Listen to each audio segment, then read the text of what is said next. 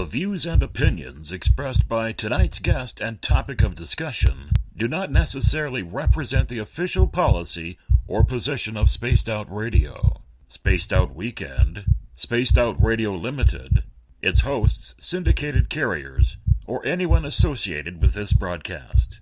Any rebroadcast, reproduction, or other use of this broadcast or podcast without the express written consent of Spaced Out Radio or Spaced Out Radio Limited is strictly prohibited.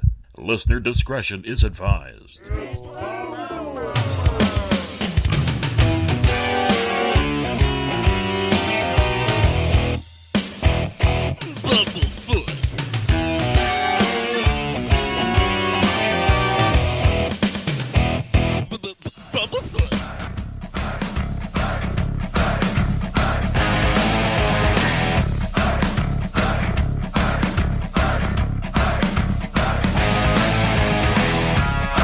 Are you experienced? Stop right there!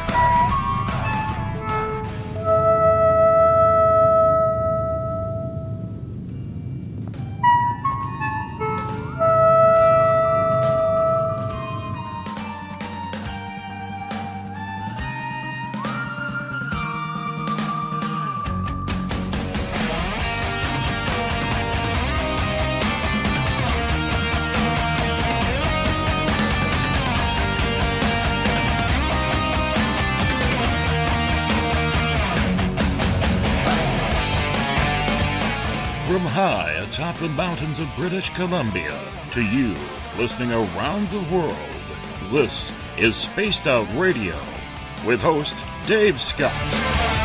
They let us play with all our toys. They let us think that we're big boys. They let us make the louder noise, but women rule the world. They let us think we're Superman. You can follow us on our website, spacedoutradio.com, on iTunes and TuneIn. Follow Dave on Twitter at Spaced Out Radio, on Facebook at Spaced Out Radio Show, or on our YouTube channel, Spaced Out Radio Show.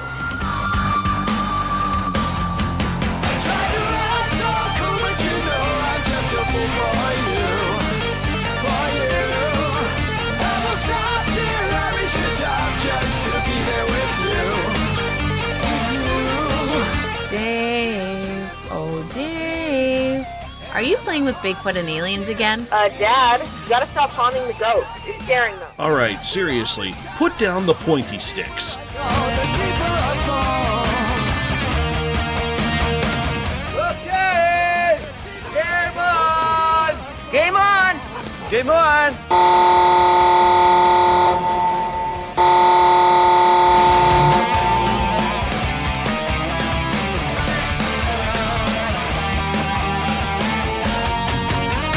The password is... All right. Buckle up, space travelers. It's time to go for a ride on Spaced Out Radio. Mr. Bumblefoot, Dave is ready for liftoff.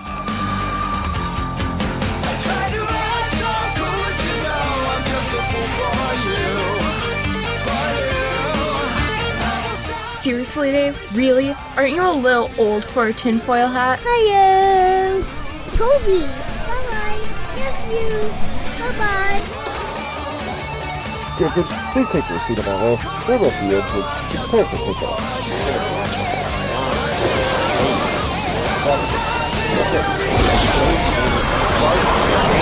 Start.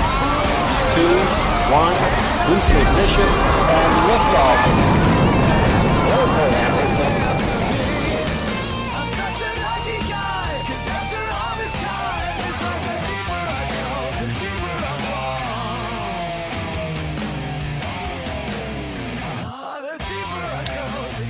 Good evening and welcome to Spaced Out Radio. Tonight I am your host, Dave Scott, and it's great to have you along for the ride on this Monday, August 20th, Tuesday, August 21st. If you're on the East Coast or across the pond, hope you had a great day and night. We are live right here in the Great White North on top of the blue-skied mountains of central British Columbia as we are here 7 days a week.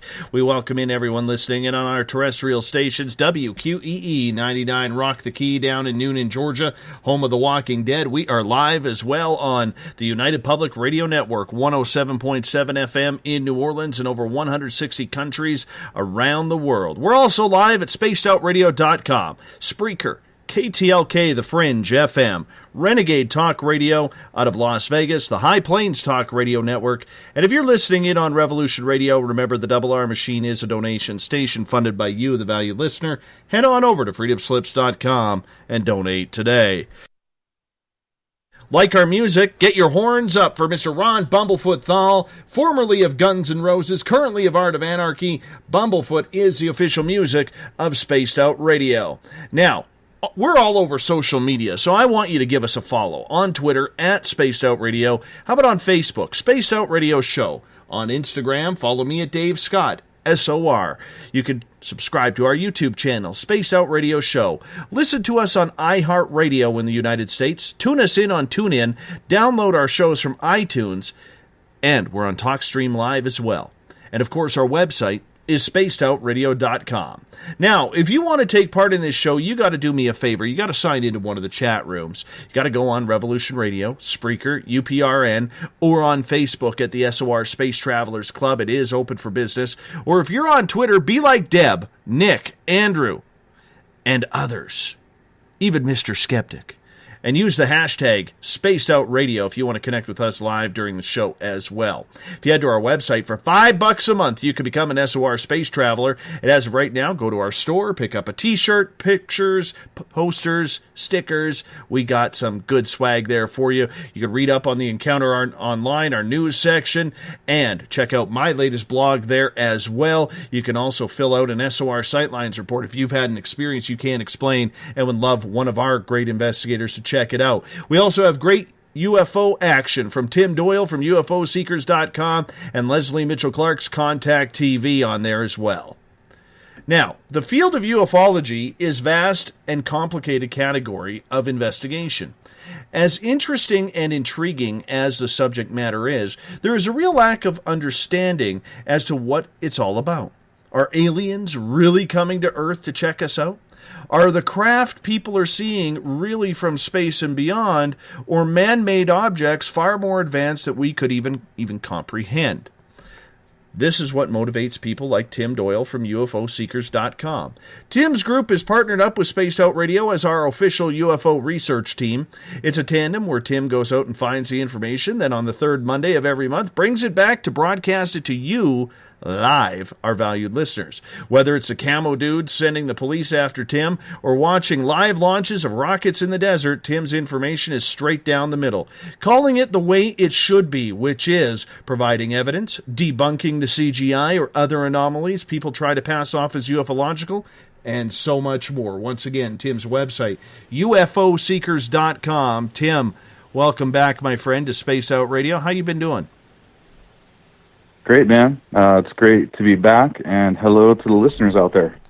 Absolutely. We love having you back, buddy. We love having you back. It's been a quick month since you were last on with us, and of course, you know, we always have new listeners coming in. So I know this will sound repetitive for some people, but we're going to get into it with you right now. What is the fascination with you and UFOs? Why do you continue to do this? Well, we feel there's kind of, there's this thing about the UFO community where a lot of people seem to go to the extreme when it comes to explanations for what people are seeing. And, we spend 365 days a year out in the field investigating UFOs every day. And our main goal is to get experience at watching the sky. We're filming. We take thousands upon thousands of photos every week, and including hours and hours of video. So it's kind of through that experience, it helps us learn about what we're seeing when people submit UFO sightings. And it's through that work experience, just like when people go to work, you get work experience. I kind of think it's the same thing. And then we also spend a majority of our time researching companies like Lockheed Martin Skunk Works, BAE Systems. I follow Billy Technologies, which is into doing a lot of radio frequency stuff.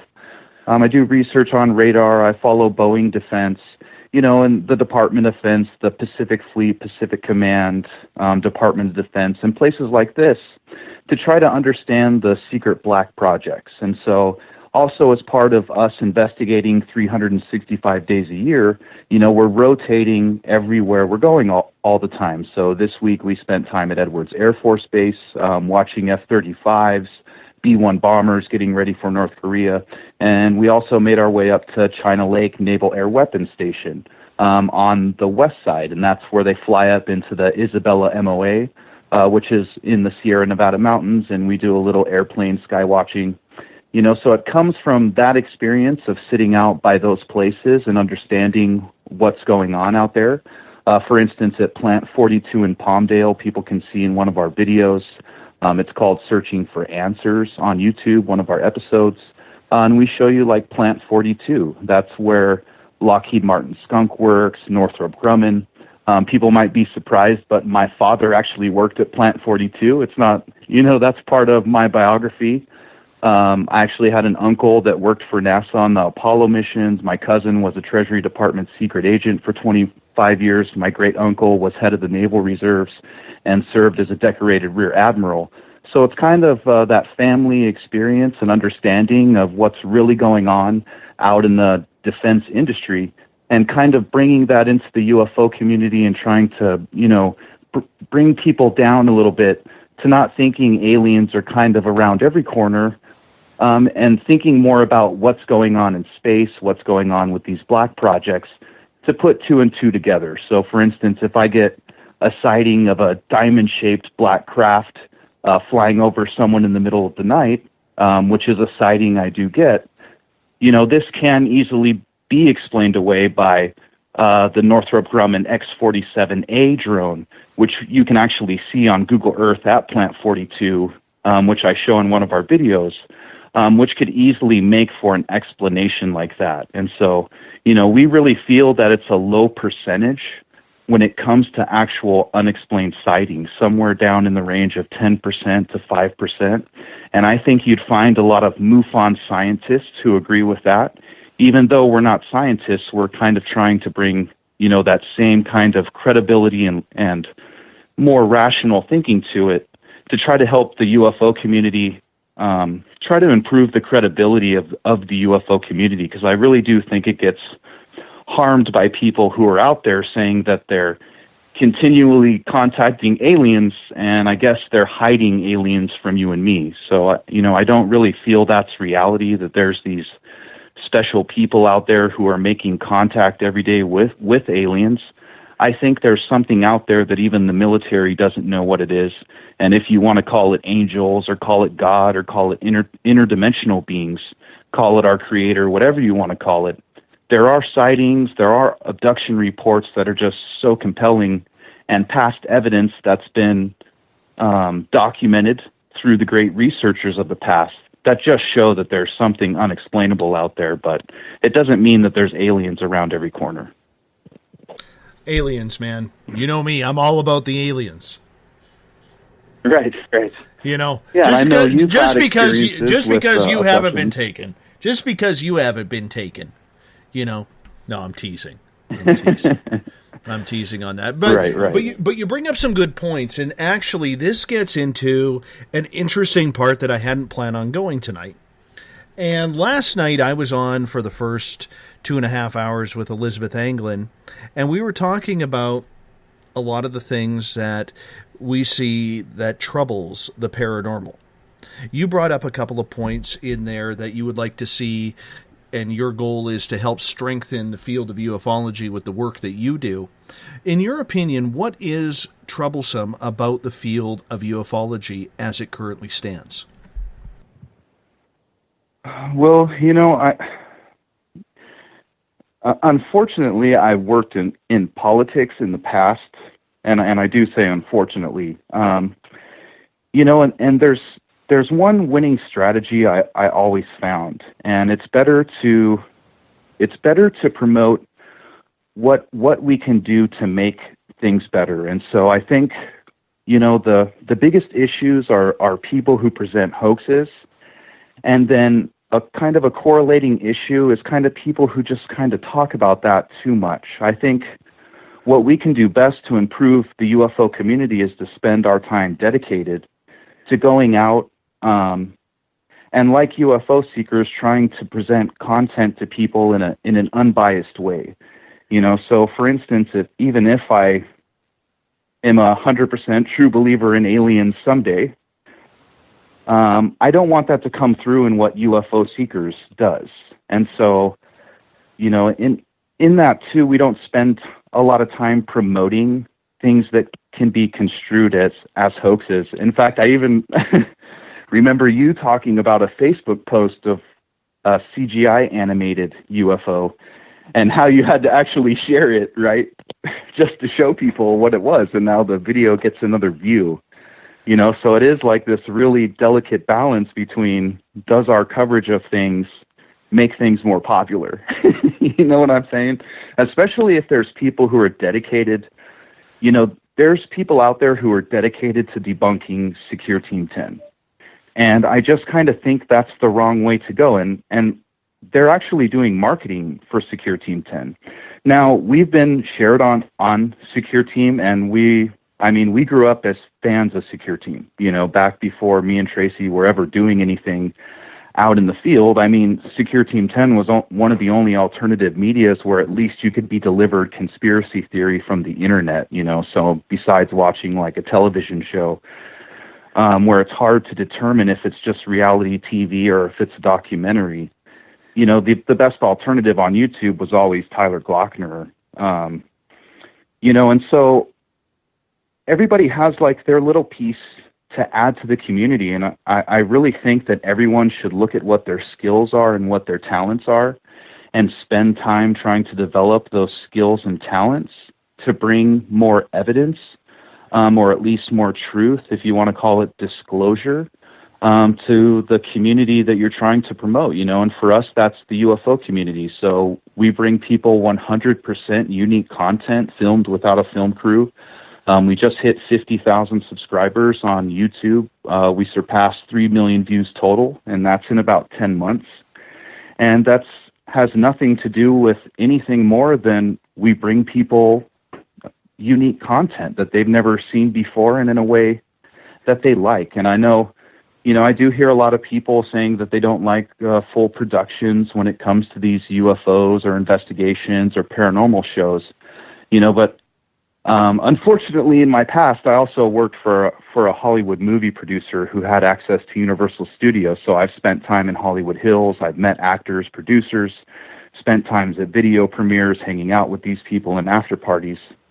So I will just tell you from experience, there's always a type of marketing that's involved if you want to make anything popular, just in nowadays. If you want to get something out there, you've just kind of got to find a way for people to enjoy it. And so while our content has music and driving scenes and drone shots, that I think is bringing people like a feel in a more artful way to look at what we're doing. And it's also bringing in a different demographic who doesn't just want to watch like a documentary about information, So if there's like an alien abduction documentary or something like that, it's going to be very hard to get my grandma to sit down and watch someone just plain talk about aliens.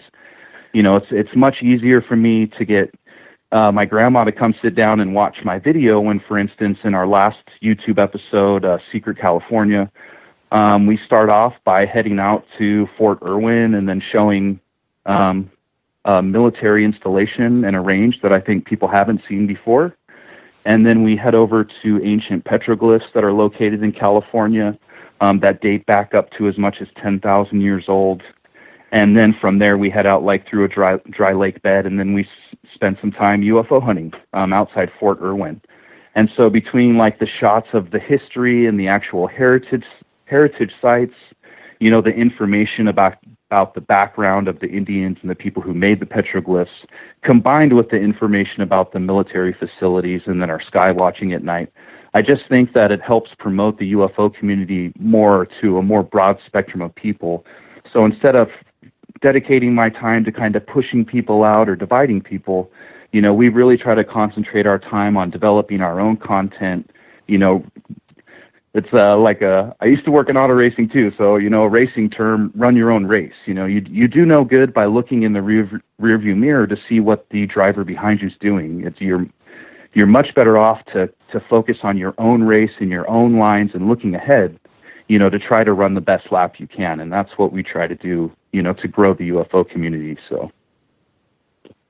So in regards to the research, what you see, whether it's the documentaries, whether it's the way people are researching or the technology people are using, where do you see the biggest benefit in the research and the biggest area that needs improvement?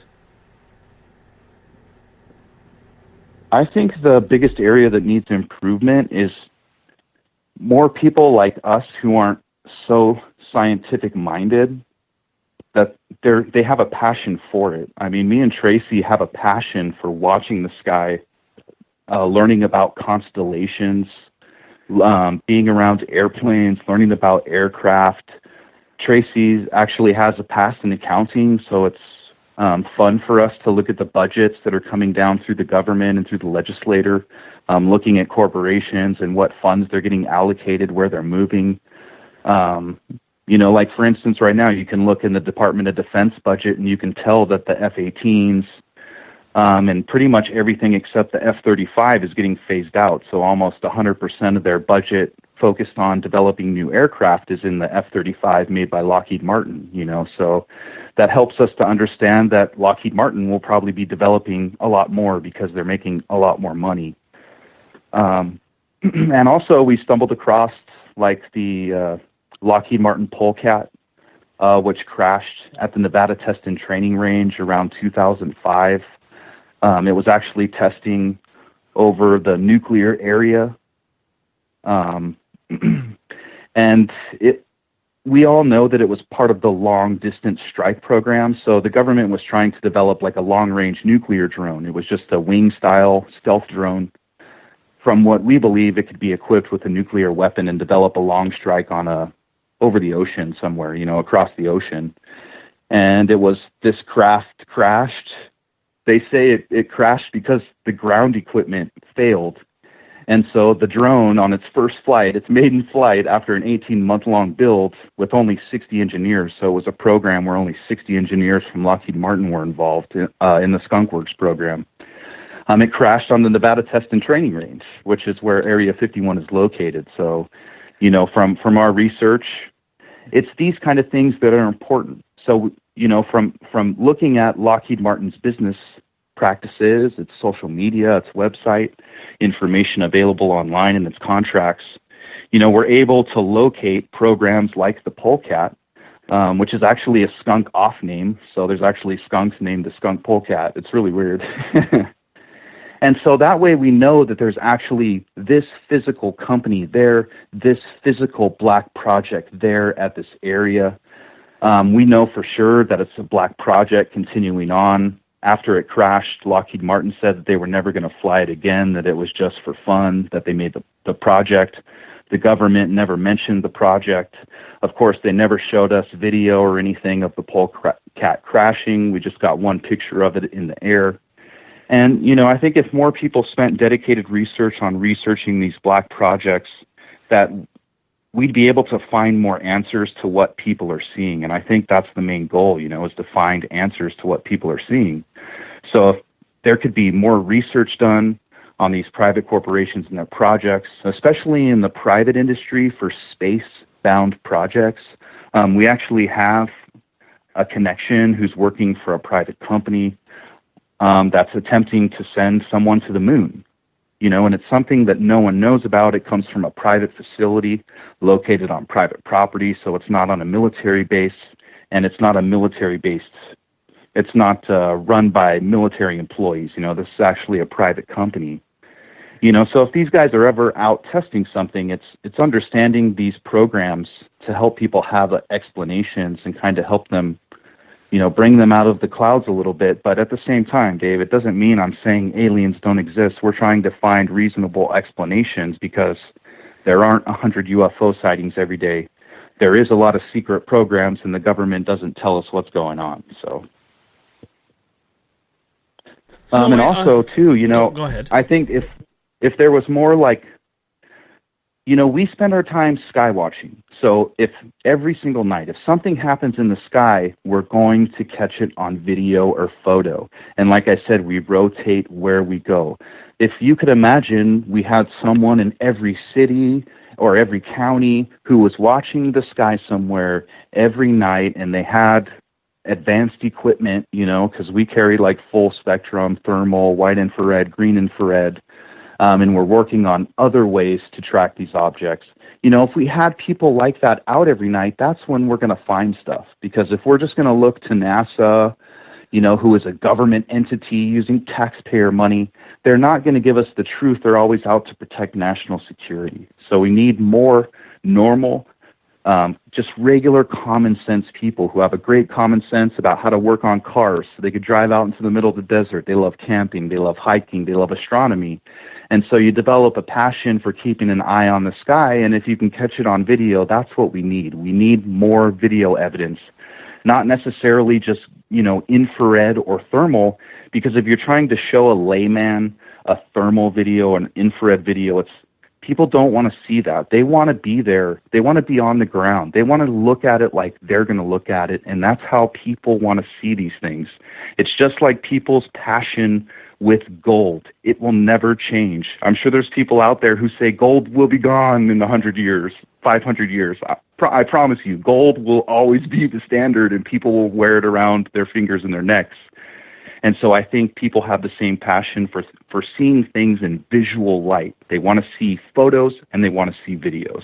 So I just wish there was more people spending their time out just trying to capture regular photos and videos.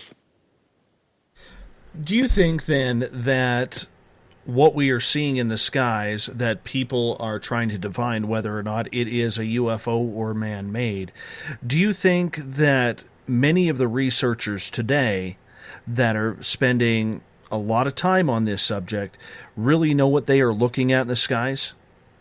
Do they really have any type of conceivable clue that what we are seeing, these anomalies, are truly from space rather than from our own planet?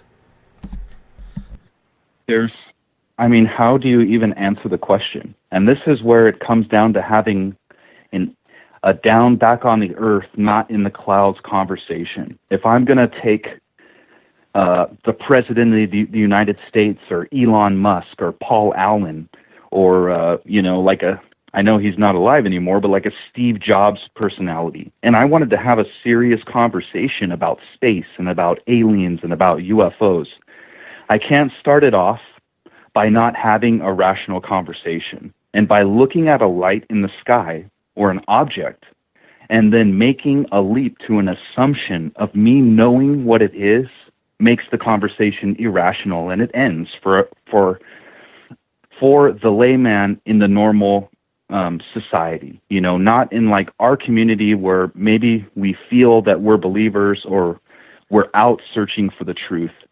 You don't have to constantly, you don't have to convince us, but if we're trying to bring in people outside, the conversation's got to stay rational. So no, I don't. And MUFON did the same thing to me. I don't know if they were doing it on purpose or trying to figure out if I was like a crazy person.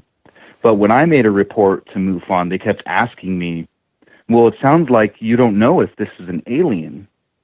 Or you're sounding like you don't know if it's extraterrestrial. Why would you even report it? And it's like, I had to tell the investigator, look, bro, this is just common sense. I'm not trying to say it's anything. You're the investigator making a leap beyond which I can't even explain. All I'm telling you is I have lights in the sky. I even shot a 15-minute full-length video of the object splitting in the sky. and you keep asking me the most random, irrelevant questions. I mean, what an irrelevant question. It makes no sense to me. In fact, they're asking me questions before even watching the media that was provided. And so it really like hurt their credibility with us. And I don't know like what they're trying to do or what their angle was, or if the investigators just kind of rogue, or what has kind of happened to MUFON. I don't know if they're just looking for constantly aliens because that's what they sell to Hollywood to make videos and movies. And so it's better for their business model to kind of promote this possible alien life, you know, or extraterrestrial UFOs, so they push it and ignore the black projects. Or it makes me wonder if they've been infiltrated by the government over the years, which to me would be a great explanation of why they follow the same corporate human resources model and everything that a government entity would. And they just exist to debunk and make people out to be crazy. Out of the field of ufology, when you say look at all of these documentaries that are on TV, Tim, it's the same people every time. It's Stanton Friedman, Mike Barra, Linda Moulton Howe. It's probably 3 or 4 others that just rotate through every documentary. So every time you turn a channel, you're seeing the same person talking about the same story, just in a different edit. How much trouble, in your opinion, does that cause for the field of ufology? That there is no new voices. There are no real popular, and I'm not saying that to be insulting to you because I know you're up and coming, but there's really nobody there to take the next step in research that is needed to bring some fresh ideas and fresh voices to this field of research. Right, but it's a conglomerate. I mean, people need to realize that like any other industry, you end up developing the conglomerate inside of people who price fix, or they product fix, or they band together, they market together. You know, none of those people you mentioned will ever call me. They will never talk to me. They don't like my YouTube channel. They don't like what I do. They don't like what we do. And that's because I believe that we threaten people's lock on what people perceive to be the truth, because we're not obliged or stuck to a specific theory like a lot of these people have become invested in. So if we wanted to look at someone like Nick Pope from Ancient Aliens, and he's on like UFO Files, he's in that same rotation you're talking about. I mean, Josh Gates from Expedition Unknown went to Roswell for the 70th anniversary, took a shot with Nick Pope, and then added him to his friends list on Twitter. Nick Pope is a guy who was practically banned from England because he claimed an alien invasion was coming and we were all going to die. Go look on the internet, friends. Go do the homework and look at the background of these people and look how they promote radical, fringe, extreme ideas that are no different than a clickbait to get you to buy a book, to get you to come to a conference. I mean, the one thing I will never do is charge someone to listen to me talk. I mean, I'm just a normal human being. If someone wants to meet me and talk to me, I have ears and a mouth for that. I don't have to charge them like a politician would charge somebody to hear them speak, you know. And especially if we're talking about the truth. I mean, what does it say about a person who says they're contacting aliens, has written a manual for contacting aliens, says they contact and talk to aliens all the time on command, but yet hide it from all of us? It sounds no different than a religious cult leader who's got some kind of hidden thing, golden thing hidden in the closet that you can't see until you wear the right religious underwear and buy his book. And that's not what UFO Seekers is about. UFO Seekers is about destroying those old ways and this corporate conglomerate you're talking about. All of these people you're talking about make the full swing, and all the all the conventions, all the conferences, the most popular United States radio show, all these people are regular monthly people, and they're all in it together, Dave, to make money. They've learned how to monetize the truth. They've learned how to manipulate people into believing things which may be radical, but like Nick Pope, they get a reset. So I think it took Nick Pope he had to relocate to the United States and then restart. Hey, I'm the British X-Files guy. I was the main guy, this and that, which he wasn't. If people do their research, they'll realize that he was not the main guy. He just worked on on Black Project investigations, UFO investigations. It's not like he was a commanding general or an installation commander. I mean, my great-uncle was head of the Naval Reserves. I don't need to listen to Nick Pope say that he's the god of the military on stuff like this. And so I think, once people start really seeing into that Illuminati-type group that exists in this and start, kind of moving towards people who are just delivering you reporting. I mean, it's like watching the news on television. Do I want to listen to someone who delivers me a biased opinion, or do I just want the news reported to me? And that's what UFO Seekers is trying to do in a different way than people have done in the past. In the past, it's been, simply tell a third-party story, people are intrigued, and the product sells. And that has developed into what we know as the UFO community these days. We're not into that. We make videos of content from these places where UFO sightings happen. We meet regular people in these places where these sightings happened. We may even meet the individuals who these things happen to. We're giving you videos, we're giving you media, we're taking you to these places, and we're providing the physical interviews. And you can see the place for yourself, you can hear the stories for yourself, you can hear my story for yourself. Me and Tracy are going there, we're going to investigate and bring our two different versions on how we look at things. And we're going to see if we can experience something, or if we can get abducted, or if we can get attacked. And I think that's what's different, is it's not just we're trying to retell a story, monetize it, and move on to the next one, or just kind of regurgitate the same old stories over and over. We're out there searching new places, new uncovered stories, and showing it to you, in a new modern way that I think will bring in more than just kind of the conspiracy community, but every demographic.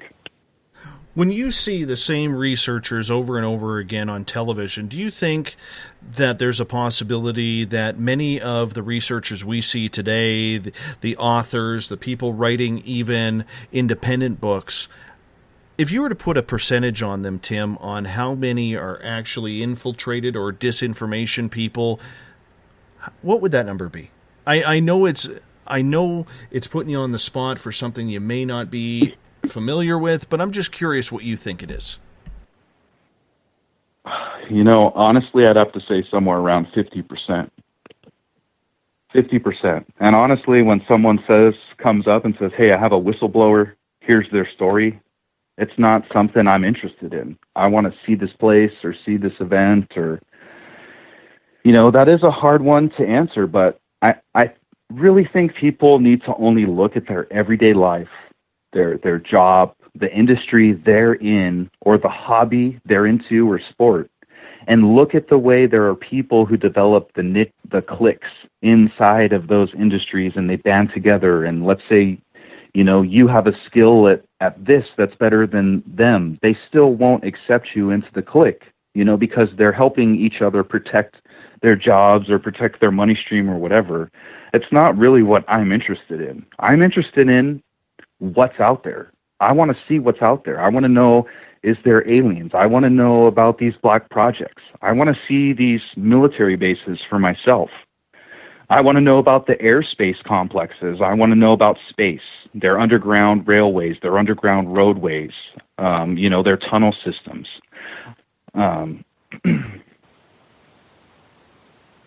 So... No, and I can understand that. Bring on that. Another question. And I understand that, and I can appreciate that. How do you think the disinformation crowd tries to get us out of the loop? What kind of foils I don't think do they have throw to at us? anymore. I mean, honestly, Dave, they don't have to anymore at all. There are YouTube channels, people on TV dedicated to disinformation, because they're in it for money. So there's people that we watch on these, ancient alien shows or UFO file shows. There are people already in there who are dedicated to just facilitating hoaxes and perpetuating hoaxes because it helps them financially. You see it on the internet. Like I said, you see it on TV. You hear it on the radio. Just like when Coast to Coast had a guest host on talking up the Gaia mummy, the Nazca Peru mummy, and even had someone from Nazca then followed up by having a pro-alien mummy guest, never ever giving the opposite opinion. This might not be an alien. This might just be a mummy. And so I think people need to really watch for that. Watch for an individual who sticks themselves into a corner and boxes themselves into like a theory. I mean, the greatest thing for me to relate it, to just modern times is look at the way that the media kind of boxes themselves into attacking our president.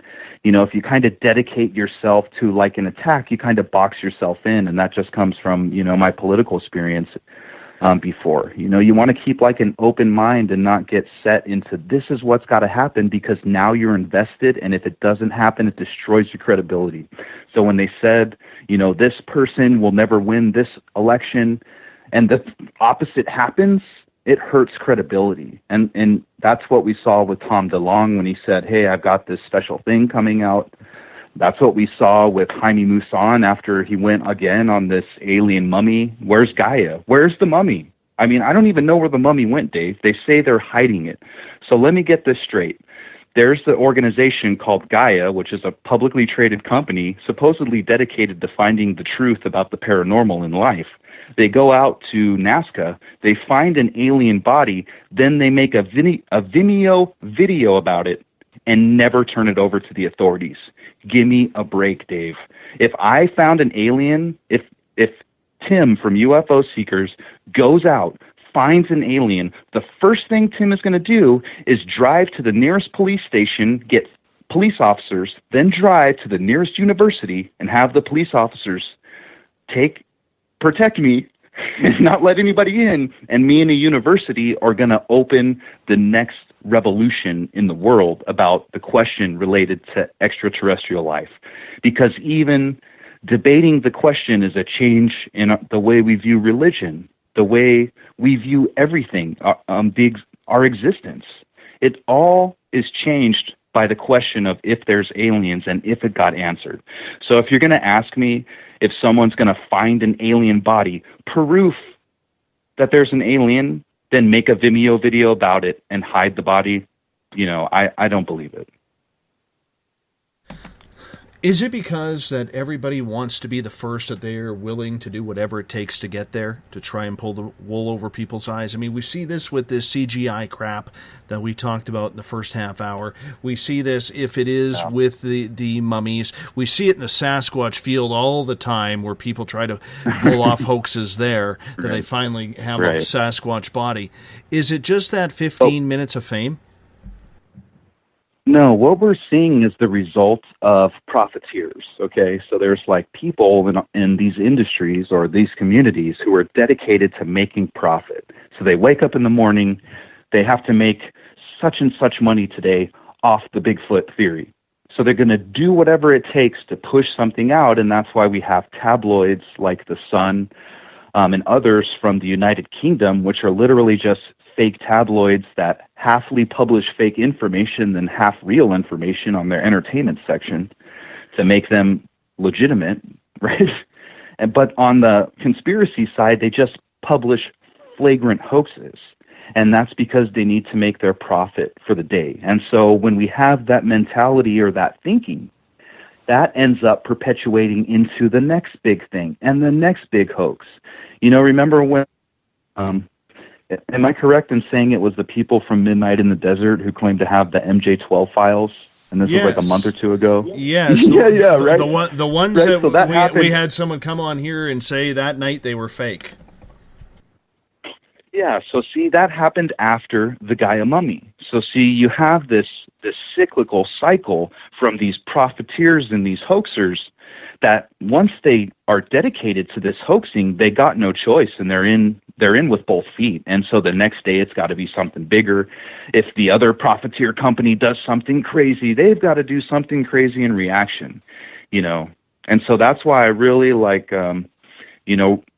advocate to your listeners out there, if you're looking for someone just to watch straight down the middle about this topic or these subjects, that they could tune in to UFO Seekers and just kind of get themselves like an unbiased, straight down the middle view of these topics, So how do we clean it up? Is it too far gone because of the technology and popularity of people making money off of clicks? Or how do we get to real research? I mean, you pride yourself on doing real research. That's why I have you on the air and partnered up with us. But for the public, they may not fully understand, Tim, and say, well, what happens when this guy gets bought off? Is he the next one the minute he gets that one piece of footage? What happens if somebody comes to you with a briefcase full of $100 bills? Well, I have a fireplace, and so it's great. It's really big. I'm sure I could put like 3 briefcases in it. Me and Tracy are dedicated to the truth, and there is nobody that could pay us any amount of money. That's kind of why we set it up as the YouTube channel. So if there is some type of monetization in the future that becomes lucrative, we own it. We own the UFO Seekers name. There is no film crew. There is no actors. There's no secret partner behind the scenes. There is no one else who does the research. There's no one else who answers the phone calls, the emails, the Facebook, Instagram, Twitter, Pinterest, Open Minds. I mean, we're on everything. That's all just me and Tracy. And for now, I think that's what helps give us credibility.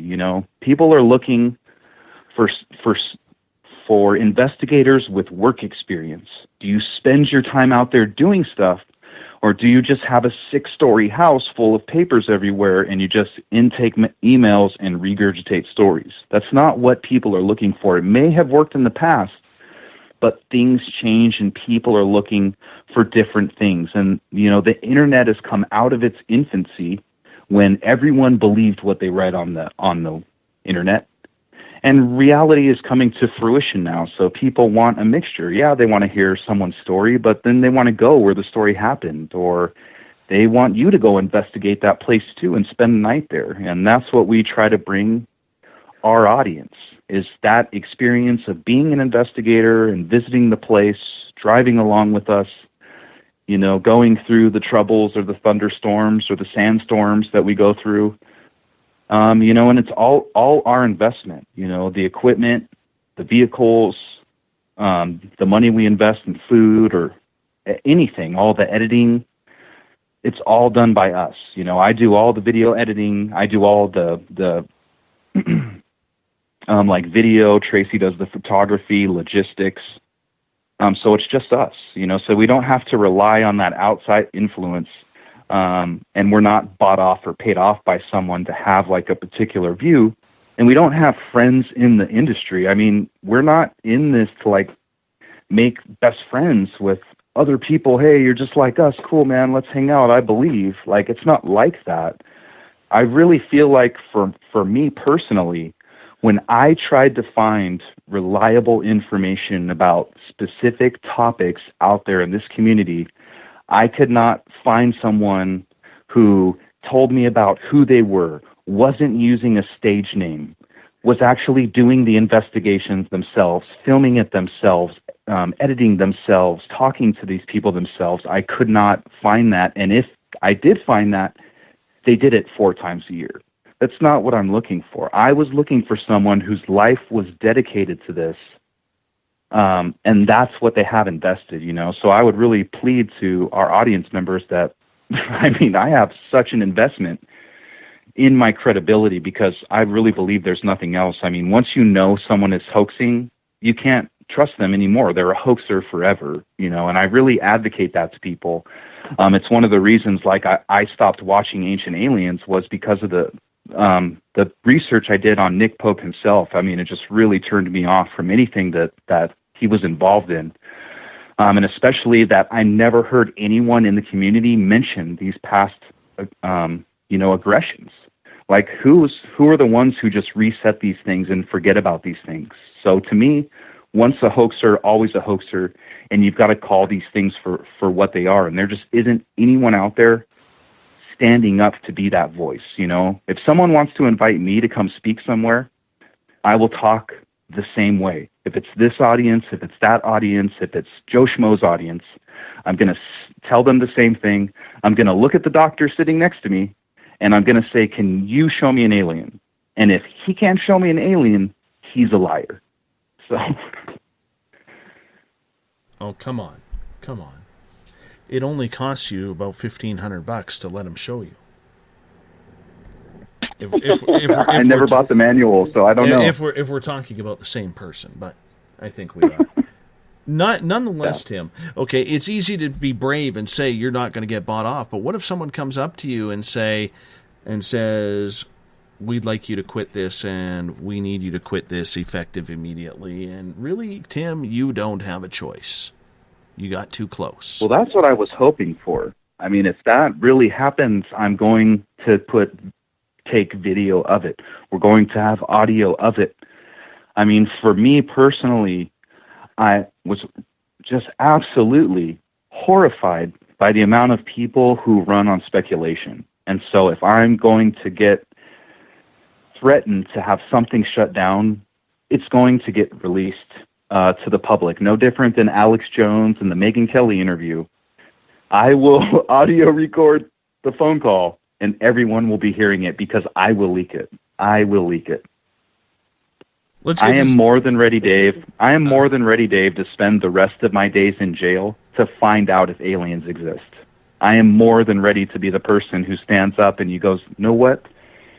It's time for someone to start asking where you're spending all this money. What are you spending this money on? Is there aliens? What's going on in space? Do you have secret bases? All of these things are paid for with the work, blood, sweat, and tears of real human beings. Through taxation, their money is spent on these projects, on these secret things happening. From my research in the military bases I've seen, I'm thoroughly convinced that they gobbled up all of the primo mineral areas. I am fully convinced that the government has gold mining operations happening on their military bases underground, and they sell these minerals to fund their black projects on top of hidden areas in their black budgets. Just like Lockheed Martin, IRAD. Look up Lockheed Martin, IRAD funding. These are the research and development black budgets where these people hide this money. And it's time for them to start answering questions about these things, because here in the United States, this is right? We're supposed to be the land of the free, man. You're not supposed to just go around taxing us to death and expecting no oversight. That's what led to the Boston Tea Party. That's what led to the revolution. That's what Americans are. We stand up. We don't, you can't just keep taxing us to death and not responding to what is going on or answering our questions about what is going on. Because when it comes to space, when it comes to aliens, when it comes to interplanetary travel, humans moving out of the solar system, humans, implanting themselves on Mars, how is that political? How is that just designated to one group or one organization? What gives them the right to be like the conglomerate of space? And so that's where I think that, if we can bring people down out of the clouds about thinking that there's aliens around every corner, not discounting they exist, Dave. I mean, there's people like yourself who have met them. I meet them all the time. I get reports from them all the time. I thoroughly believe that something weird is going on. And so that's what we're dedicated to doing. Mm-hmm. I want to get to a question from Joe here because I think it's really relevant. And coming out of the break in about 2.5 minutes, we have more questions for you from our audience that are starting to pile up. Right on. Tim, Joe is asking, who do you then believe when it comes to the other researchers? Who's credible? First off, I don't believe anybody. I believe nobody. I believe in nothing. Other than there's something going on. If I believe anybody, it's a witness to an event. What is a researcher? How does someone truly... I mean, if I'm going to call myself a UFO researcher, what is a UFO? I mean, it's called unidentified, so we don't even know what it is. So how can I be an expert in something that no one knows nothing about? The only way I can become somewhat of an expert is by having the work experience to spend the time looking for these things. So if if you're spending 365 days a year, 24 hours a day looking for these things, watching the sky, learning about the stars, learning about telescopes, learning about photography, learning about video, learning about radar, radio frequencies, full spectrum, infrared, learning about aircrafts, black budgets, projects, going out to these places every day, meeting the witnesses, meeting the reportees, looking where they were looking, spend a night hunting where they were looking, learn about military bases, airports, things that are there where they saw the sighting. That's when you're going to become an expert. And you're going to start to look at a report, and really think deeper about it before just jumping to the conclusion that you believe, what's going on. It's kind of like when you tell a story of, and you play telephone and you tell the first person, and by the time it gets to the 20th person, things can be a little different. And I really do stress that, people live in their world. They have the things they're interested in. I could never tell you, what's the best horse to ride, but there are people who could tell you the best horse to ride. And so I trust those people to tell me about horses, and that's what we're trying to do, is kind of spend our time, around these sightings, these reportees, and dedicating ourselves 24/7 and immersing ourselves in it to even, I guess, be considered a researcher, but I never call myself that. The only thing I've done is set up a way for me to display videos of what I'm doing, give people a way to contact me and react to the reports I get. Tim, I got to shut you down right there because we got to hop out for our first break of the night. Tim Doyle from ufoseekers.com is our guest tonight. Tim appears on our UFO Seekers special the third Monday of every month. When we come back, we're going to get more to your questions and more experiences that Tim has covered in UFO sightings, alien sightings, coming up right after this. You're listening to Spaced Out Radio. I am your host, Dave Scott. We'll be right back. 365 days a year, we're in the field, investigating UFO sightings, talking to alien abductees, and visiting secret military locations like Area 51. We're UFO Seekers, official partner of Spaced Out Radio. Follow our daily search for the truth at ufoseekers.com or like us on social media. Catch us on Spaced Out Radio every third Monday of the month as we discuss Area 51, UFOs, and more. And also, don't forget to subscribe to us on YouTube.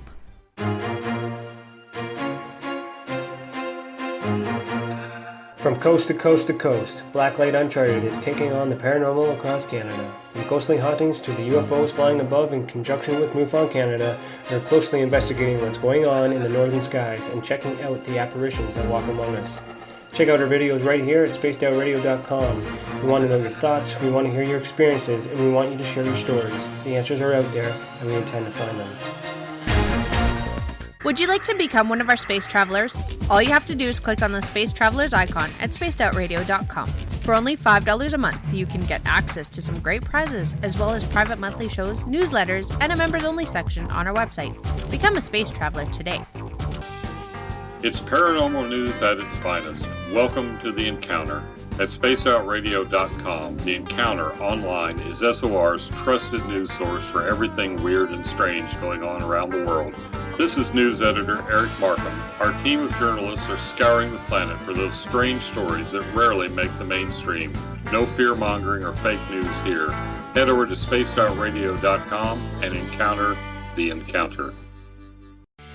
Want to learn more about aliens, cover-ups, conspiracies, cryptids, and the paranormal?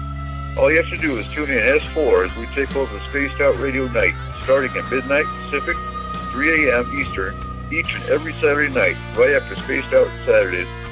Hi there, this is Eric Cooper from Forest Moon Paranormal. Join me, Corey Ruiz, and friends as we discuss the hot topics of the night. It's fun, entertaining, and as dark as the night. Find us at spacedoutradio.com.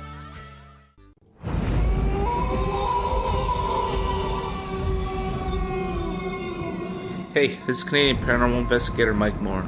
The third Wednesday of every month, I'll be teaming up with Dave Scott to bring you Ghosts of the Great White North. Each month, we will bring on guests from across Canada to discuss their ghostly encounters. Canada is a paranormal hotbed with stories you've never heard, so we're going to bring them to you.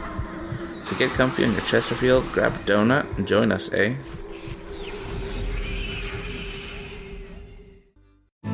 Are you an experiencer? Have you had run-ins with strange creatures you can't explain? ETs, Dogman, Bigfoot, werewolves?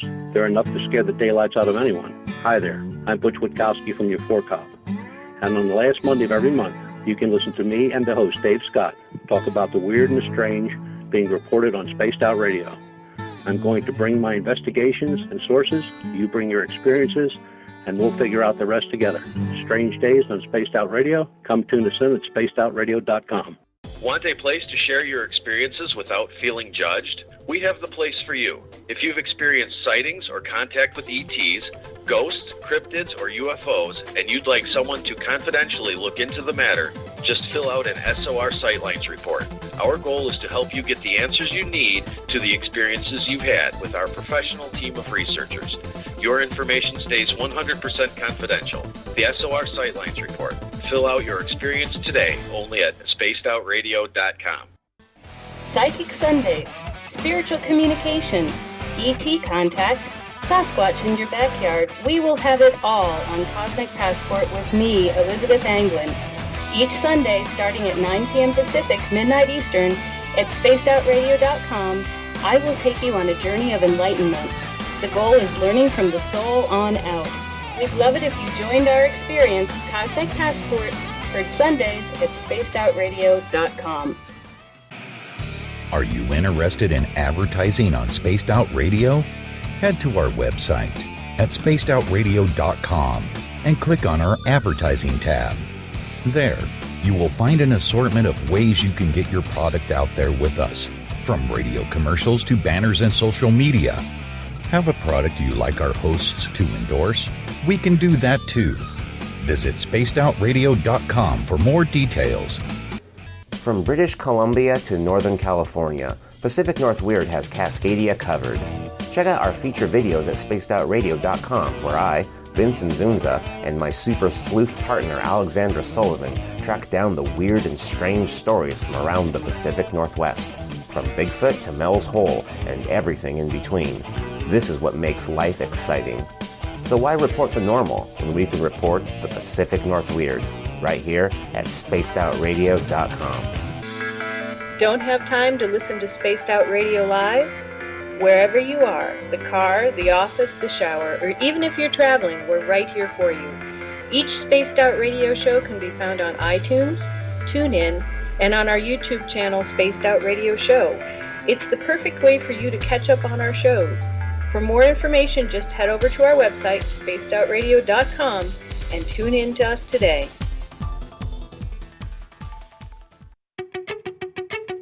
Welcome to Spaced Out Saturdays with me, Dave Cruz from Beyond the Strange.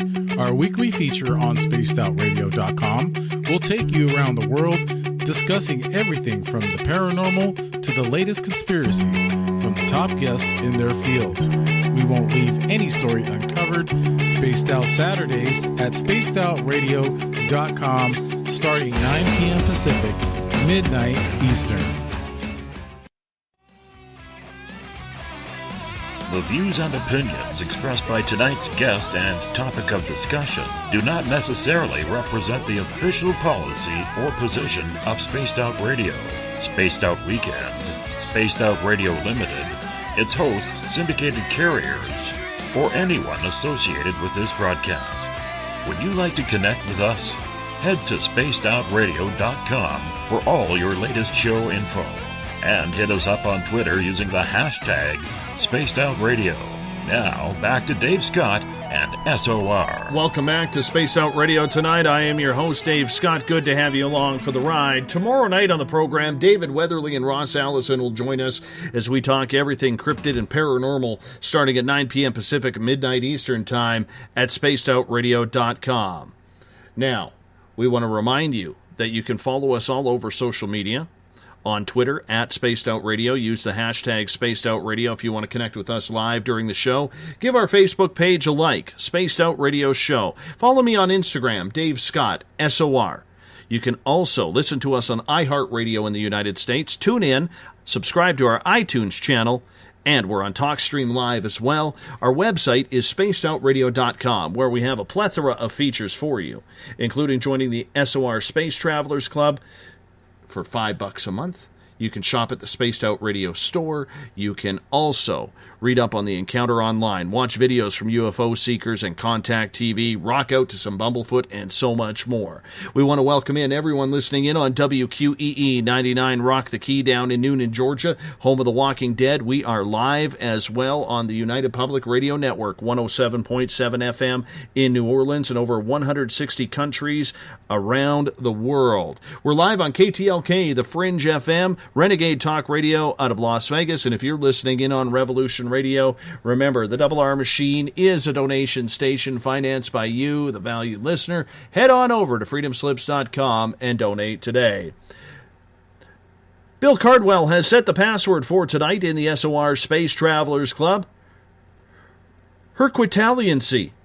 Herquitaliancy is your password. Make sure you use it wisely, Space Travelers, as Bill sets the password each and every night, right here on the mighty SOR. Now, the third Monday of every month, we have Tim Doyle here from ufoseekers.com for his UFO Seekers special. Tim, welcome back. Hey, Dave. Let's get to some questions from our audience right off the bat here. All right. Eric is asking, have you ever seen a real or what you would define as a UFO? I have, but it happened when I was 12, and I was driving in a car with my mom and my brother, and we lived in Lake Elsinore, so we were kind of on the backside mountains of Camp Pendleton. And so, you know, you'd see helicopters and planes and stuff flying. They do live war games there. It's near San Diego. And so one night we were driving, probably 9:30 at night, and we're headed west towards a mountain range, right? And Camp Pendleton is up in the mountains on the backside, like to the driver's side, way over the mountains. And what we see, all of the sudden, is 5 lights appear, and it looked like the number 5 on a die, you know, like on a dice you'd play a game with, right? And just like a 5, there was these 5 white lights in the sky. Huge. It had to be, you know, from a corner to corner, gosh, I'd guess 2,000 to 3,000 feet apart. And way up in the sky, these 5 lights, all of a sudden the 4 outer ones, right, because it looks like a 5 on a die, so you have 1 in the center and 4 on the outside. The 4 on the outside begin rotating in a circle, keeping exact positions of a distance away from each other, and they start spinning in a circle around the center light, not getting any closer, any farther, perfect circle, and then they stop right back in a 5 again. And from that point, individually, the lights on the corner start moving to the center and like would turn into just 1 in the center, right? So the top right light went into the center and then back out, and then the bottom right light went into the center and back out, and then the bottom left light into the center and back out. And it did that twice all the way around. And then all of the lights collectively shot to the middle, and then they all shot away in an instantaneous second into the sky. And that was literally the most extreme thing I've ever seen, and probably is the reason that I started questioning things that I would see around me. So even with all your filming that you've done, you've never really felt that you have seen a UFO? And it depends on, you know, what you're going to classify as a UFO. If we're going to say what I think is a UFO, which is just something that's unexplainable, you know, maybe that the X that we've recorded, the UFO that replicates into 3 that we recorded, you can see that on our YouTube channel. It's called UFO Caught on Film Replicating. That I consider a UFO, so yes. But did it have like the shock value of that one that I saw when I was a kid? Not even close. But this is the, you know, kind of the down out of the clouds thinking I'm trying to relate to people, is that, you know, the majority of UFO sightings, legitimate, unexplained sightings, isn't a craft crashing into the ground and an alien with horns coming out and you have to fight it, hand-to-hand combat. That's not like the everyday experience. The real experience of people that I meet out in the field, my own work, is typically considered like a nocturnal light. And so, for instance, right now, UFO Seekers were developing a UFO sighting report database. So it'll be on a subdomain of UFO Seekers, and it'll finally be the place where everyone can see the media and the reports that UFO Seekers receives, that no one else gets. And it'll be like a searchable map. And so, you know, when we're looking through all this content and things that are happening, you know, we use the Hynek scale. So we do things in like first kind, second kind, third kind, right? The regular experience for someone is either considered a daylight UFO or a nocturnal light. And it's where someone is having a close encounter of the first kind experience, you know, which is, you know, seeing an object kind of at a distance. And it's not necessarily identifiable because we can't see the body of it or what it's made out of or necessarily its shape. What we're seeing is like some kind of orb, lights, collection of lights, but something that does something radical. So, for instance, in our video of the UFO that replicates, you know, when the first instant happens where you see pieces spread apart, you could say like, hey, it looks similar to a balloon exploding. But the difference is when the object is leaving, it splits into three pieces, and two of the objects, which then become orbs, just like the orb we're seeing, go in a different direction. And so they're resisting gravity. They're showing propulsion. And so what we're looking at is literally a UFO or some type of secret space program or vehicle. You know, so it's unidentified. No one wants to explain it or can explain it. But it's not like I'm saying like that that radical experience that I think a lot of people are looking for. And that's kind of where the CGI and these other things, they kind of fill that, you know. So, I mean, you may be shocked to hear, Dave, but I don't really ding like the Secure Team 10s too much, you know, because some things on there are true. Some things, you know, maybe they're stretched a little far, but everyone has somewhere they like to go to learn about what we're into, or learning about an experience like we've had. I've seen a UFO. I've been attacked by a ghost. You've seen an alien. You've seen a UFO. And people want to learn about those experiences. They're interested in what we do, the research or the community or the experiences for themselves. And everyone kind of has like the place they go to find these things, you know. And so we have our audience and other people have their audiences, you know, but I'm a big fan of people like Butch Witowski. I know that Butch himself does not like YouTube channels. I don't even know if Butch like goes on YouTube too much, but you know, I'd love for him to watch our videos, but it's people like him I like, you know, because it's like a police officer and he takes that same real attitude. I mean, I love talking to that guy about how do you defend yourself when you're out there, you know, because we're explorers. We love to go out and explore into these places and see paranormal things like, you know, a Bigfoot or a UFO or a ghost. And so, you know, that's kind of where I look to, people like him. Or if we're going to talk about like the ghost community, for me personally, I always liked Zach Bagans and his show that he made. And it wasn't because like of the show itself and the plot and the acting they have. It was because they were always using new equipment, like the Xbox Kinect, and they were using new ways and finding new avenues and creating new technology to try to actually give an answer to what we're spending all this time searching. And so I have always been a fan of kind of that kind of, you know, look at it and just look how he brought so many people into being interested in the community. And so hopefully, you know, I really do hope that UFO Seekers can kind of help bring people in who aren't being hit, you know, like different demographics, Dave, and bringing in more people to check out and look in the sky, you know.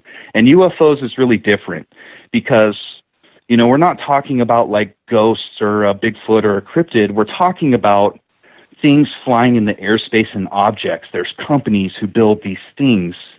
And so while a lot of these things can be explained, yes, there's other unexplainable things that may be paranormal in themselves. But in UFOs, it's different because when we're looking at something, hey, that could be a Boeing this or this. So it's not like a ghost, adventure or, like a ghost story or a ghost hunter. It's drastically different. And that's what we're trying to give people, answers to that, because if you look at a ghost video, there's no Lockheed Martin that's like hiding in the closet with a robot ghost because they build robot ghosts for Middle Eastern wars. We're talking about UFOs, which can include military objects and vehicles that are created for national security and for wars. And so that's kind of why we try to bring the angle we're bringing to it, and not just when we look up in the sky that, hey, man, that's an alien, It could very well be, but at the same time, trying to bring people answers so that, we're looked at as rational people. And when we do see something explainable, we're not tricked by it the next time. And when we really do see something that needs to be videotaped, we are videotaping it because we have the experience to know what we're looking at, Let's get to another question here. Eric Cooper is asking, Tim, you don't like Gaia. Is there any organization you endorse?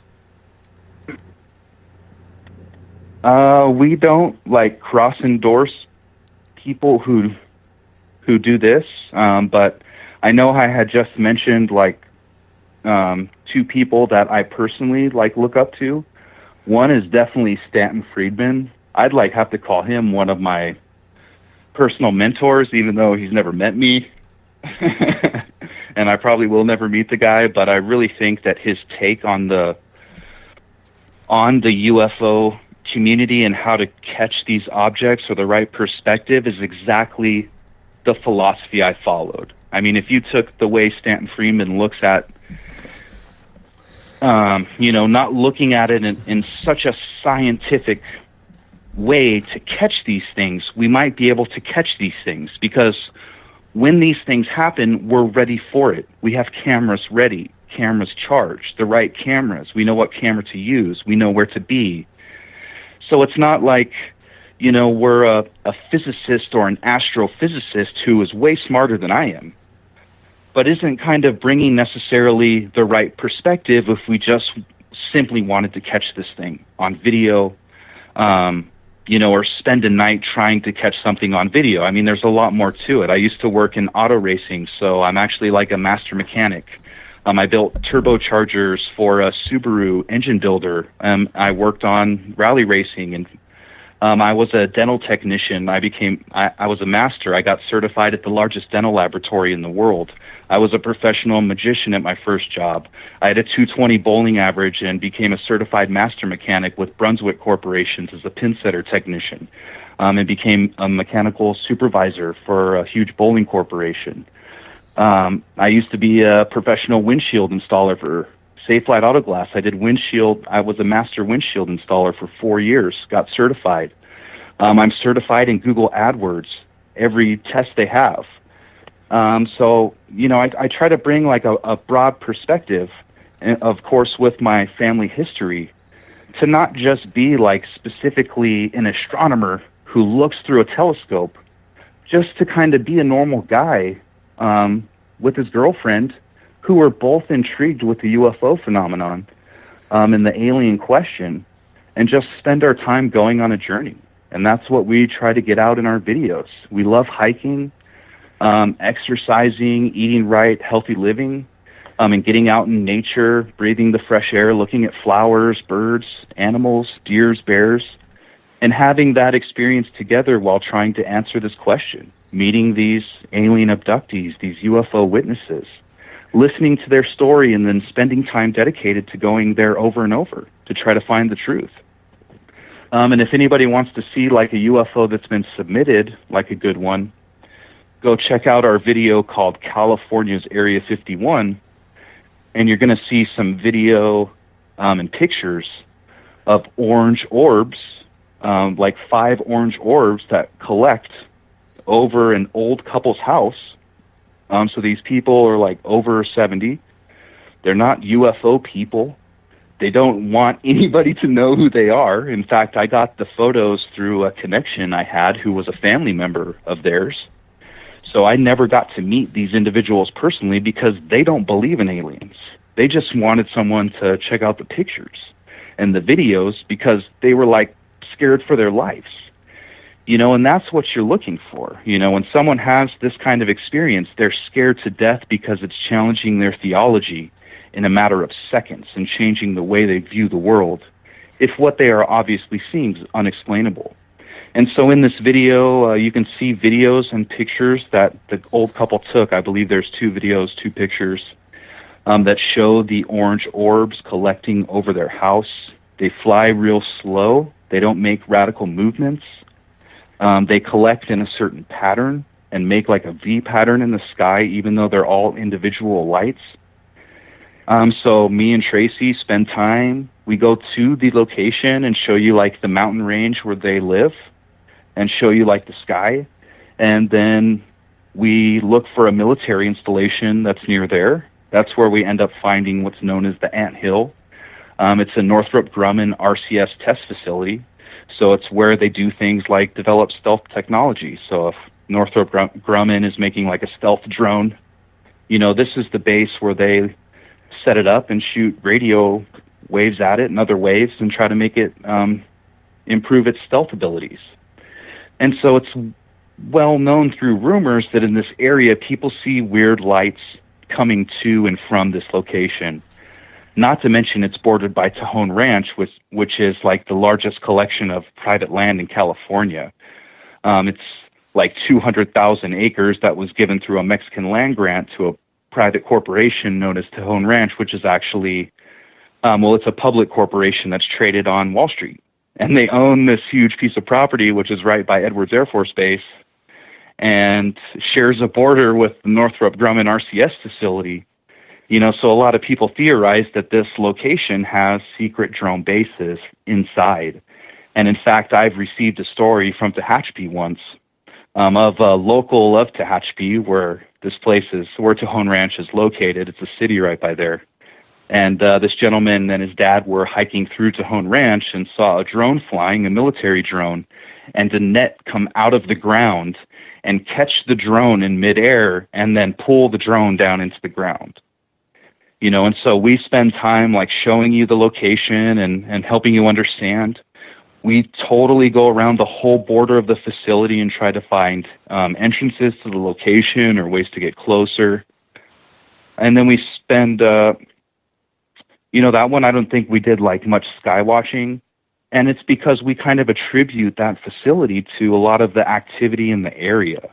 Now, that doesn't mean that what they're testing with or what they're testing isn't extraterrestrial. It's just a way for us to have a rational conversation on finding another avenue for an explainable option. You know, and one where we could meet our coworker at work at anywhere and just have a normal conversation with someone and say, hey, look, I've seen these weird things. Hey, maybe it's from this military base. Hey, or maybe it's something we can't explain, you know, and it's a lot better than just saying it's something from Mars, you know.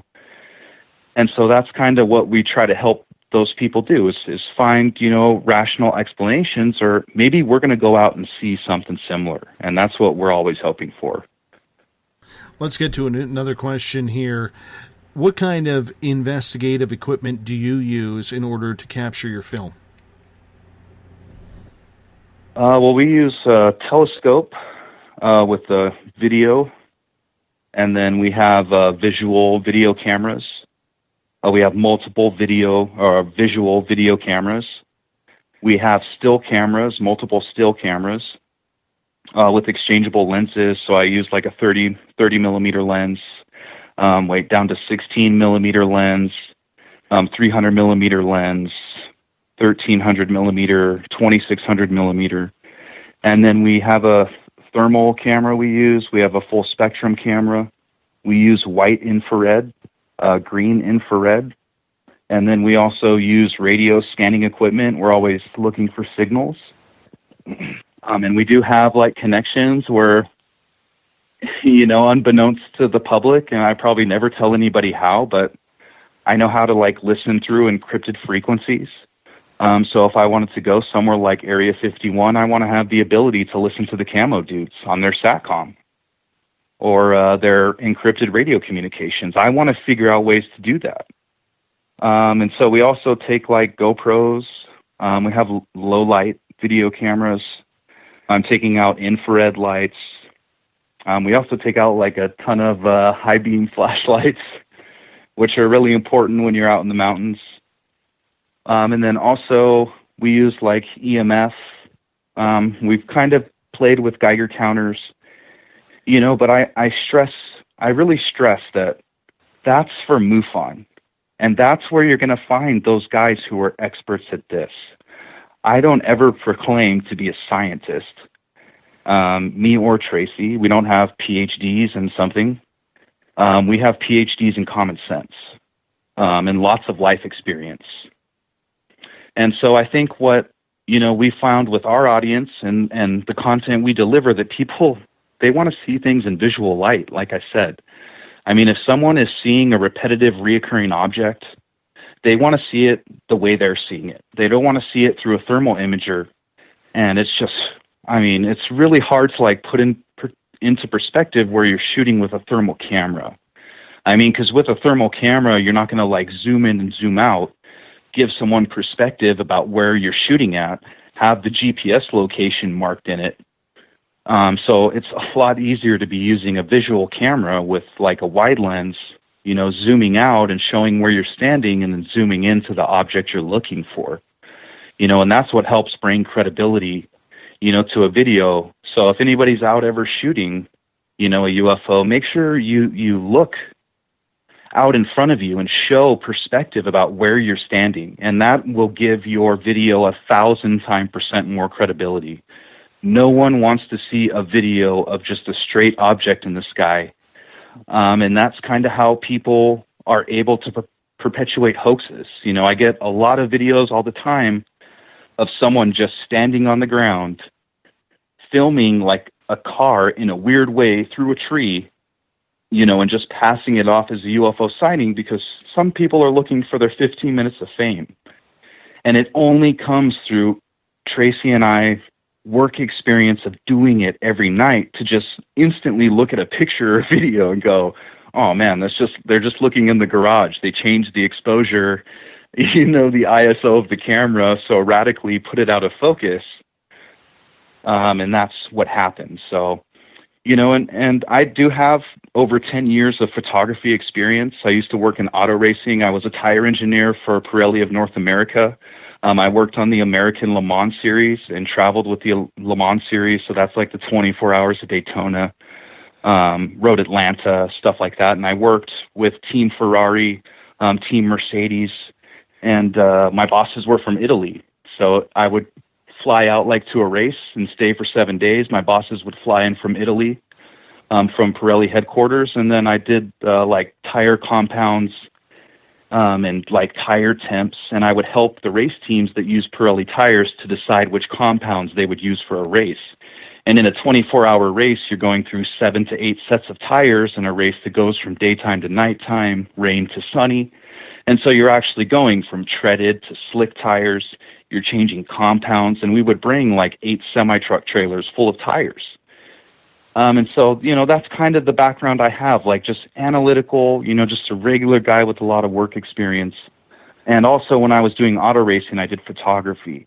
And that's where I started doing photography for race teams I worked for and really learned how to shoot things that were moving fast, and really shoot at night, which is the most difficult thing to do. And especially trying to shoot objects that are moving at night is like practically impossible. So a lot of our evidence comes from like a combination, If you really want to show someone what you're looking at, you're going to have to take a photo of it and shoot a video of it. That's what you're trying to do. Let's get to some UFO sightings over the last week. You were all over California this past month in trying to get some research done. Tell us a couple of intriguing stories from that. Yeah, we had a guy who wrote in This came in August 11th through email. It was a gentleman who says, I was taking out the trash at night and saw this extremely bright star in the sky. I called my friend Jeff out, and we stared in awe. I ran in to get my video camera and taped about 20 minutes, zooming in and out as it changed color and shape. And so this person also gives me a YouTube link. And so I did go and check out the YouTube video, and it's interesting. But from what I've seen, it definitely looks like the gentleman was shooting Venus, and the camera was set like on a focus that was difficult to shoot at night. You know, it's really hard to shoot on a cell phone an object in the sky at night, and it's almost like a waste of time to try to do it because no one's going to know what you're seeing. The cell phone cameras are so terrible for that because the lens is so small, you know, and the sensor inside.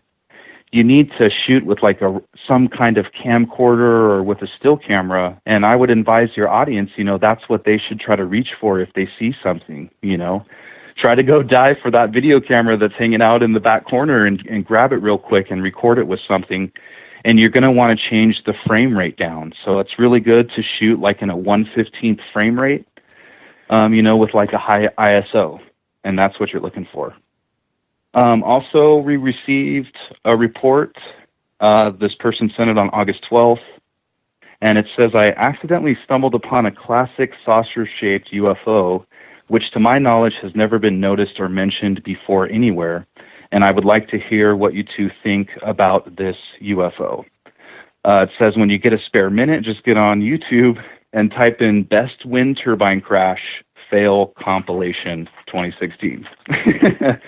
And so I actually went on and checked the video, and in this video, it's crazy. Like, there is some guy in a truck watching a tornado go through a wind turbine field. And so this tornado is like ripping through a wind turbine field and is coming really close to hitting a wind turbine, which it doesn't, it misses it. But there's this object like up to the left-hand side, and at first, you know, you look at it and you're like, oh, it looks like a classic disc. But then if you watch the whole video, about 30 seconds later, a second object slams into the windshield. So it was like a piece of like debris that had like slammed into the windshield and was like stuck to the glass. In fact, in the video, you can see the guy shut the door, and you can see like the windshield move, and the object moves different from like the camera lens. So, but then I got another report of a Bigfoot. And this was from northern Idaho, so it was right in between Coeur d'Alene and the Canadian border. And this gentleman says that hunting season opened. I don't have this one specifically, but I just posted it on our new database. I remember it front to back. So a gentleman says that hunting season had just opened. I think it was around August 10th. And so he went out to go glass for bucks, is what he said. And so he says that he was looking at night. He was using a white, like, thermal. I know they make, like, these white thermal scopes for rifles. And I guess he was scoping and looking at night. And on August 20th, had seen what looked like a 10-foot tall, like, being, like a 2-footed being standing near a tree. And he was like trying to focus in and really see what the creature was. And he doesn't believe that it was like some type of like deer or, I mean, I'm not much of the hunter type, but I would believe like a moose or a bear. I mean, this guy was thoroughly 100% convinced that it was some type of like Bigfoot being. And so we receive reports like that all the time. I mean, I receive Bigfoot reports like twice a week, you know, and I am very interested in those things. And the people that are submitting those things aren't even like trying to monetize them. So the stories are incredible. I just got one from Ventura, and it was a gentleman who I've become friends with now. And in fact, we're planning on doing a video of his story in the future. But this gentleman was up hiking by a dam up north of LA and had a Bigfoot experience. They were sitting down at the side of a road because they were tired from hiking, so they took a break, and all of a sudden they saw huge boulders being thrown from the hillside up above them, over trees and down like into a creek wash, like into the canyon in front of them. And the boulders like continued to get bigger, and we're talking like 5-foot size boulders that no human being could pick up. And so he says that one so big got thrown, and it scared them so bad that they started running back down the mountainside, like in the road they were on was like right above, you know, because like everywhere you go in the mountains, there's like a creek that runs at the middle of a canyon, and the road was right above like the creek. And this thing started chasing them. They're running on the road, and this thing was running in the creek in the bottom of the canyon and appeared to be 10 to 12 feet tall and was just like pushing things over. And they could feel like it rumbling on the ground, you know, like I'm sure when a bear is running on the ground, you could feel it. And from this Bigfoot or whatever you want to call it was chasing them, causing them to feel things in the ground, and was still throwing things at them, and chased them for about 1,000 yards down the mountain. And he just finally went back to that same place like 40 years later. It took him like 40 years to go back there. So that doesn't surprise me. Do you think Yeah. do you think there is a correlation between Sasquatch sightings and UFO sightings in certain areas? You know, there could be. I've definitely, you know, sat and wondered that, you know, because definitely being out all the time in nature and seeing, I mean, I guess like brown-haired creatures, like maybe this is, I guess, some type of alien being that could be just visiting and it's out in the forest, and maybe it gets construed for looking that primitive.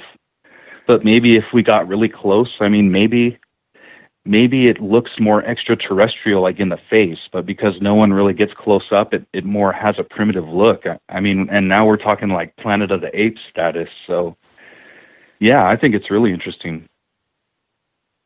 I'm just curious because a lot of people who are abductees have said in the past and even on this show that when they were taken, they did notice that there was some sort of Sasquatch-looking creature on the ship when they were there. Yeah, that is crazy. Yeah, if someone, I mean, man, if that happened to me, I would need a new pair of underwear. But oh, absolutely. You know, I don't, but and in my reports, I haven't had too many for myself. But I know there's like a lot of other research groups, and yeah, I definitely heard like these stories. But from our research and our reports, I mean, which can total four to five in one day, I still haven't yet received that report. You know, hey, I was in an extraterrestrial craft, which I believe is Close Encounter of the Fourth Kind. You know, and hey, there was a Bigfoot type being, but very interesting. I'd love to meet a witness, you know, that something like that happened to. Yeah, me too. Me too. Hasn't happened to me just yet. Fingers crossed, though, man. Fingers crossed. Waiting for it to happen. Waiting for it. Now, Tim, when you're getting these videos from people, how do you, or what process do you go through in telling whether or not people are giving you proper information?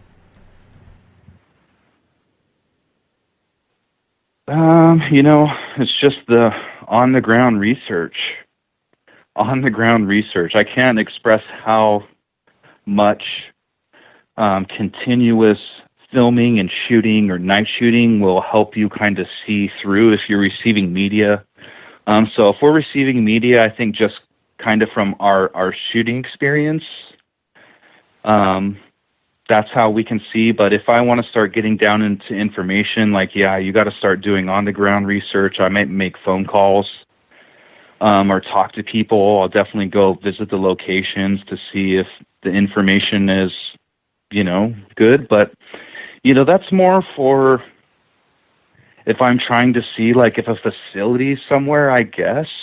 So I think in the way that UFO Seekers operates, Like we've done one episode on a gentleman who believes that he found an implant hole under his arm, like in his armpit. We have a video of that, where I meet him, talk to him, so he gives a story, I ask him questions, but I don't give my opinion, and I'm definitely not looking to like make my opinion matter, or nor do I think it necessarily matters like in our videos, or trying to figure out, hey, is this person lying about something? I think you can definitely read a report and you can see if it's just like way out in left field, like there's no possible way this could be true. And then there's other ones where, you can just tell, like, hey, this person feels like they've seen something legitimate. It's just, it's laid out very well. And that's what we try to focus on. Definitely I'm looking for, like, the way people, they're spelling and, like, forming sentences, and taking kind of that approach, too. But, it's really hard. But that's why we're not dedicated to, like, those third-party stories necessarily. We're really trying to look at people's reports to try to find UFOs or find aliens or get abducted ourselves.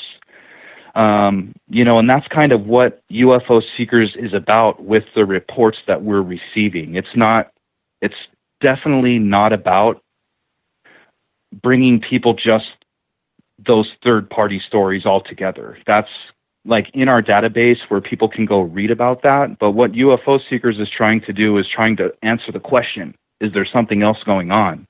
So we're going to visit those secret military facilities. We're going to skywatch in supposed UFO hotspots, and we're going to take you with us. And we're going to go try to find something.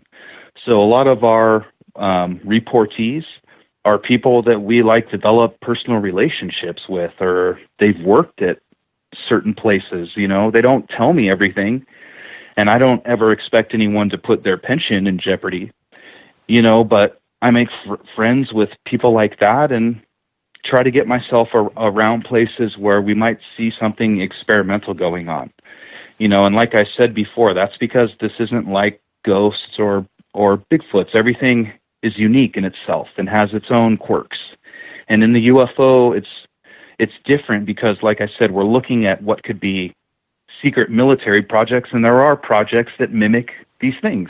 And so when we're looking for Bigfoots, Boeing isn't working on military Bigfoot, and so when we go out hiking, hey, we may run across Boeing's Bigfoot, and so that's kind of what, is different about the UFO community, or the phenomenon.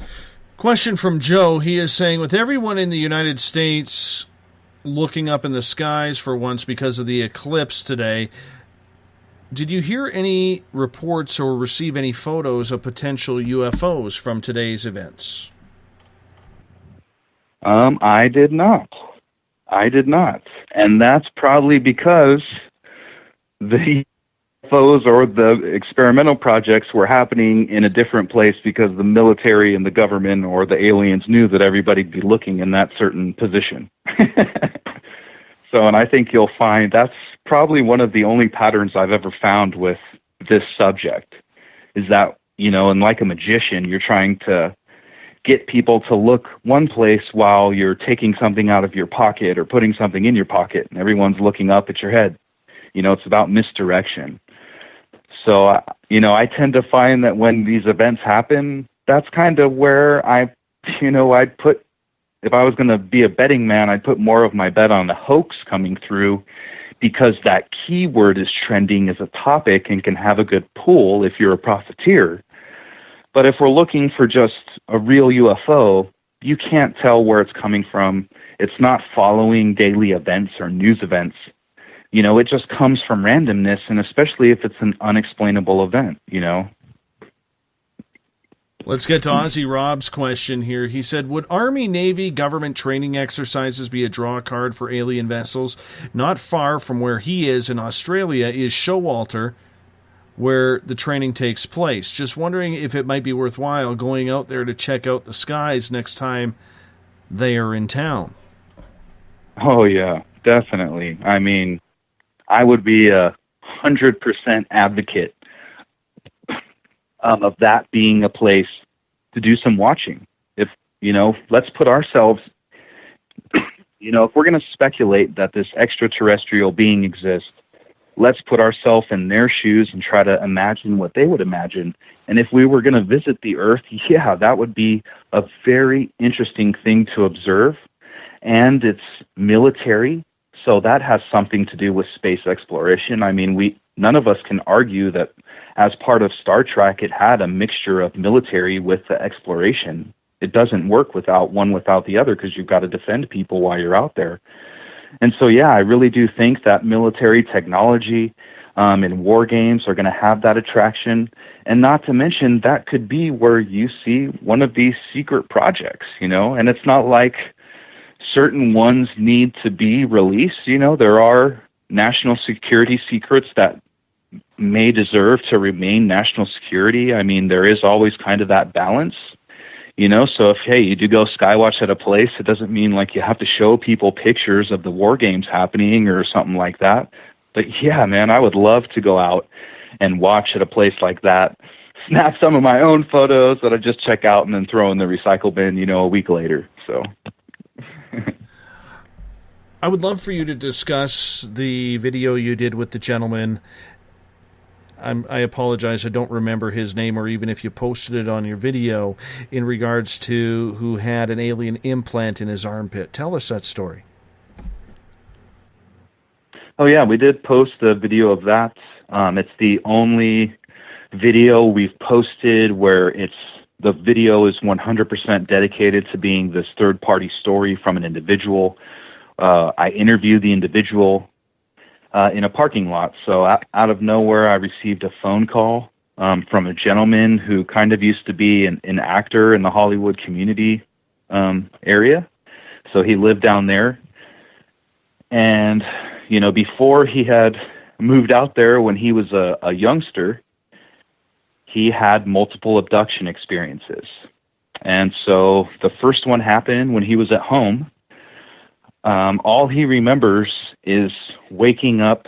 I believe he was 14, and what he remembers from that night is waking up and being drowsy inside of a craft. And so the young kid wakes up and like his face is like on the floor of a jail cell. He's just laying like on the ground, but the bottom of the craft is like made out of glass. And so he could see like a bird's eye view of his house. And he was like, he says like the size of like a 7-Eleven sign, the height. And he's like floating up above his house inside of the craft, like in a room in the craft. And so all of a sudden he gets like picked up and starts walking down a hallway with two blue aliens that are 3 to 4 foot tall. They come into the jail cell, pick him up by the arms, and he's like real drowsy. Of course, this story, like many, includes the fact that it sounds like they have some kind of anesthesia or something going on. And so he's like extremely drowsy. Now they're leading him down a hallway. And he says like telepathically, like he can talk to one of the guys. And so the guy, the alien, like looks at him and says, he says to the alien, "Hey, what am I doing here?" basically. And the alien says, "Oh, it's time to take it out." And the kid says that in his mind, instantly, he knew that they were talking about an implant that was already in his arm. And so it was right after that he woke up. He says he woke up from his sleep, and it's the morning now, and he wakes up, oh my gosh, and he runs to the bathroom and finds in his armpit a hole from where he says this alien implant was. And so what he does is he takes like a needle thing, and in my video, he actually like finds the hole that has been there since he's 14, and the person is in their 20s now, late 20s, so it's been over a decade. And this hole in his arm, it's like a flap of skin that like never healed, so you can like stick like a needle into it, and it comes out again like above the skin. And it never like has an infection. It's just like this crazy like place where he swears, "Hey, I had an implant here." And the only reason I found it is because the first abduction that I can remember, the alien told me they were taking it out. So in the video, the gentleman explains that from, just the rationale of it, he had already been getting abducted and had been abducted before. That's when they put the implant in. And then after that, the young kid, this was like 4 or 5 years later, is house sitting at a friend's house. And it's in Southern California. And so he's the only person house sitting, like this large housing tract house. And he goes to sleep in a bed, and then all of a sudden wakes up, and here he is again in a craft. And he's laying on a bed, and this time there's gray aliens. And so he's laying on a table almost like an animal getting captured by scientists. He's laying on a short doctor's table, and he's surrounded by multiple aliens, and he can't move. So he's, again, like under some kind of anesthesia, can barely see like the aliens, and then says he starts screaming, but like his voice doesn't work. So he starts screaming, what are you doing? Who are you? What are you doing? And nobody can hear anything. And so all of a sudden, like, he gains movement of his leg, and that's when one of the gray aliens reaches forward and touches his leg, and immediately it doesn't work again, and he can't like move his leg. And one of the gray aliens like comes up and leans in his face, and the kid says that, I guess like he had told the aliens before, like, one of these times I'm going to remember this. And so like this gray alien, like straight out of a movie, like leans over face to face with him, because he can't move his face. So this alien puts his face in his face. And he looks at the alien and says, "Oh, I told you I was going to remember this." And the alien like gave him like some salute of, hey, it was pretty good that this kid was starting to like remember his abductions. And then instantly, like, oh, he wakes up again. It's the morning. And like all of his pillows and blankets are spread all over the room. And definitely if you want to hear like more detail about it, like just check out the video, because he goes, I think the video is like 20 minutes long of this abductee talking about multiple abductions. There's more than what I said in the video. And then also, I asked him about who these aliens are, if he thinks they have, intentions, because I'm not there to question the credibility of the witness. I think a lot of, the approach of journalism and individuals these days, it shouldn't be about discrediting people. I don't think I have some like golden crown to go around and be like the sayer of truth. I am, I am there to relate this person who wanted to share this experience. And that's all we do in the video, is go through. I ask him serious questions about what these beings look like, who he thinks they are, where they came from. And I just let him kind of fill in and explain the rest. So. Do you find with this gentleman that he is still having the multiple experiences, or is it having happened every couple years, or is that just what he's remembering? For him, what he said that he could remember was the instances happened years apart, but he did stress that that's all he could remember. So he's very convinced that there is way more going on that he doesn't, and kind of believes like it's a glitch in their, anesthesia or their neuralizer or whatever you want to call it, that he's just able to remember bits and parts. But he has like seen what he says is a UFO, like at an older age, but said at this time the abductions aren't still happening. And if he was to get abducted, he said that he would rather have the blue aliens rather than the green aliens.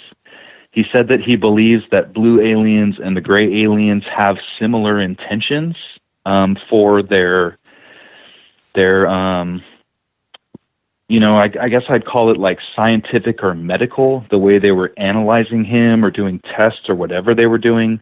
So he said that their intentions were similar, but that the gray aliens have like a more aggressive and not so moral way of going about it. So there's not like good treatment or interaction. I mean, there's got to be, if these guys are doctors, they don't treat their patients well. That's for sure. Well, it's hard to do that when you don't have feeling. We only got about 90 seconds before we got to go to break here, Tim. With this gentleman, was there a reason why he felt the need to come out and talk to you about his experience? Yes. I mean, as much as, people, may think that it's about like debunking, that is so not what this is about. That is just being rational and having a balanced approach. Not everything is alien. Not everything is military. That's just being down the middle. And so I take people's stories serious, or else I wouldn't have dedicated my life to chasing these things and spending every night and investing so much time trying to answer these questions for myself. He was very upset about it, almost like it was a terrorizing experience. And I think from what he said, that he really thought that I was authentic, like an authentic person who cared about him and his feelings. And honestly, that's what it's about. I mean, Dave, I don't even care if he wouldn't have let me post the video. For my own person, my own heart, and Tracy and her heart, we're just interested in these people's story to learn about the truth. And if they want this thing to be shown to other people, I mean, that's why we don't show his face. I mean, that's not what this person is interested in, like fame or money or anything like that. This guy is literally terrorized by the experience, wants to share it with people who might be having the same experience, and felt like his talk with me lifted a chip off of his shoulder and pressure off his chest by sharing it with someone finally. On that note, Tim, we're going to get you to hold on here. We are going to hop out for our final break of the night. The third Monday of every month, we go with Tim Doyle from ufoseekers.com. It is something that we love to do around here because we're always loving to talk some aliens and some UFOs. What the hell?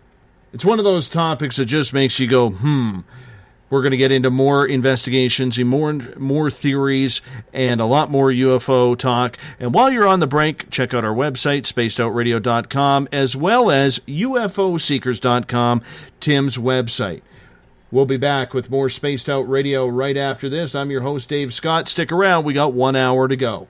We're getting strange on Saturday nights. Hi there, this is Dave Cruz, and each Saturday, starting at 9 p.m. Pacific, midnight Eastern, I will take you on a tour of the weird and obtuse on Spaced Out Saturdays, from aliens to Sasquatch and every tinfoil hat in between.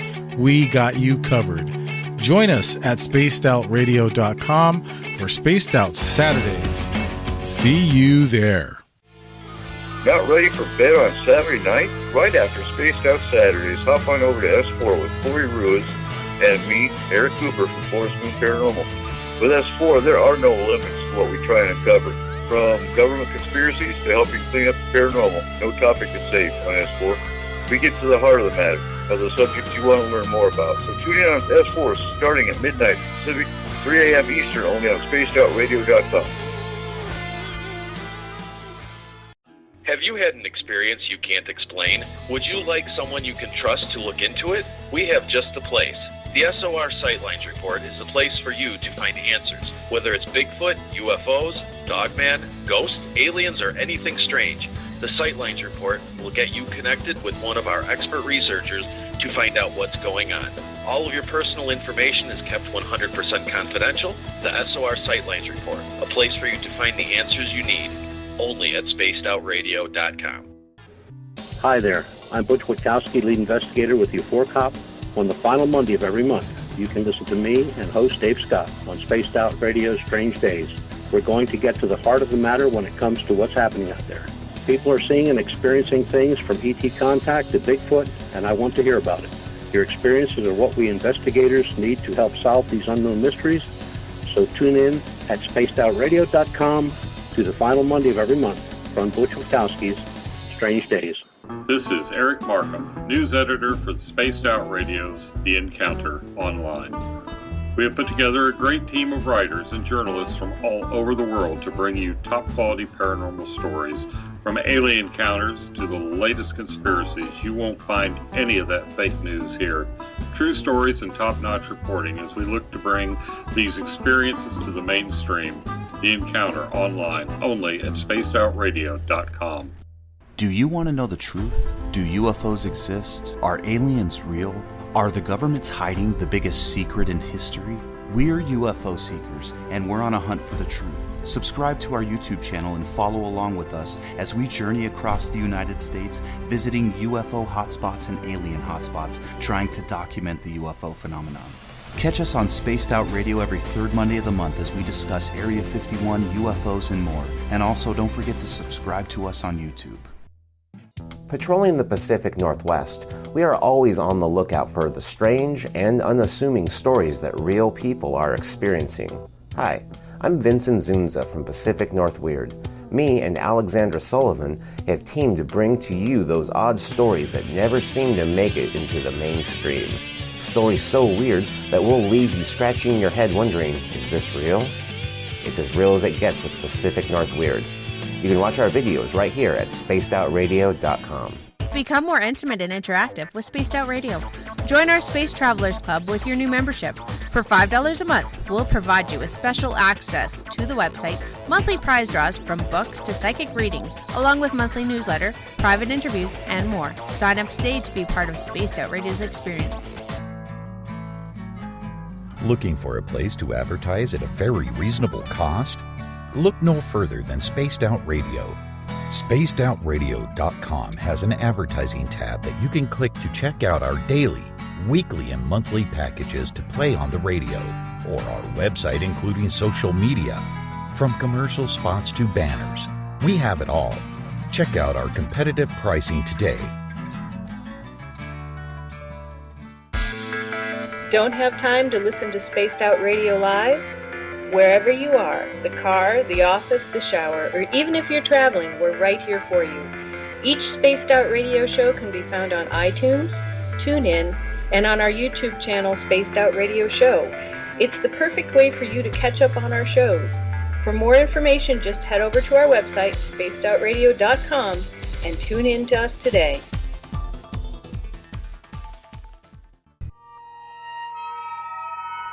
You hear footsteps in the empty room above you. A rocking chair begins rocking by itself. Don't be afraid of the things that go bump in the night. Reach for Spirit Storybox, the iPhone app the Huffington Post UK called the only ghost hunting app you will ever need. Spirit Storybox. The spirits are telling their stories. Are you listening? Strange creatures lurking in the night, the sounds of wood knocking in the forest, odd happenings right out of a fictional world. These are the reports I love. Hi there, this is author Ronald Murphy, and I would love it if you join me and Spaced Out Radio host Dave Scott the second Wednesday of every month on our journey into the unknown land of cryptozoology at spacedoutradio.com. From Mothman to Frogman and everything in between. Hey, they don't call me the crypto guru for nothing. It's Cosmic Sundays with me, Elizabeth Anglin, in Cosmic Passport. Let me take you down a 3-hour spiritual journey where we will get into everything from ET contact to Psychic Sundays. It's a journey of listening and learning together with some of the best professionals in their fields.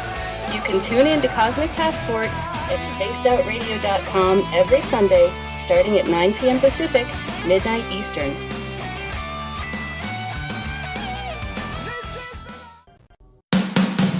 The views and opinions expressed by tonight's guest and topic of discussion do not necessarily represent the official policy or position of Spaced Out Radio, Spaced Out Weekend, Spaced Out Radio Limited, its hosts, syndicated carriers, or anyone associated with this broadcast. You're listening to Spaced Out Radio with Dave Scott. Follow Dave on Twitter at Spaced Out Radio and hashtag Spaced Out Radio. and on Facebook, Spaced Out Radio Show. Now, back to the program.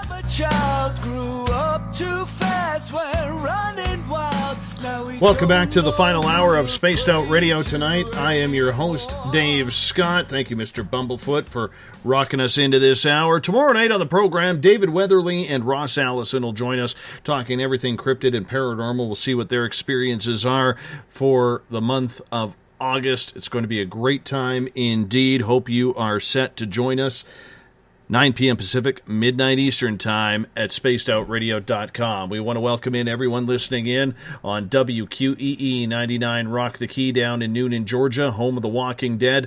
We are live as well on the United Public Radio Network, 107.7 FM in New Orleans and over 160 countries around the world. We're live on KTLK, The Fringe FM, Renegade Talk Radio out of Las Vegas.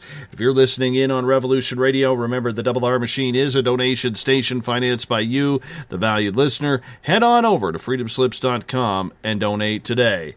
Bill Cardwell has set the password for tonight in the SOR Space Travelers Club. Herquitaliancy.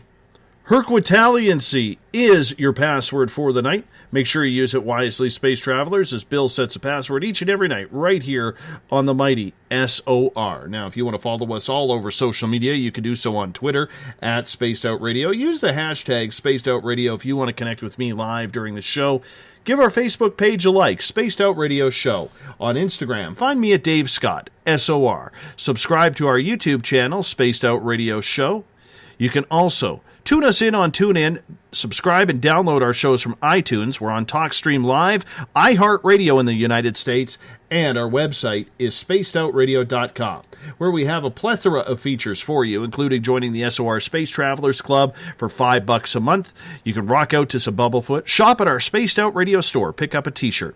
You can also read up on the encounter online, which includes my blog, and watch some UFO Seekers videos along with Contact TV videos as well. The third Monday of the month, we bring in Tim Doyle from ufoseekers.com for his monthly feature. Tim, welcome back. Thank you, buddy. Not a problem. Let's get to some audience questions here before we continue on. This one comes from Deb at hashtag Spaced Out Radio on Twitter. What do you think of the Sky Recording Project? The Sky Recording Project? I have not heard of that. Well, we'll look it up and we'll see if Deb can...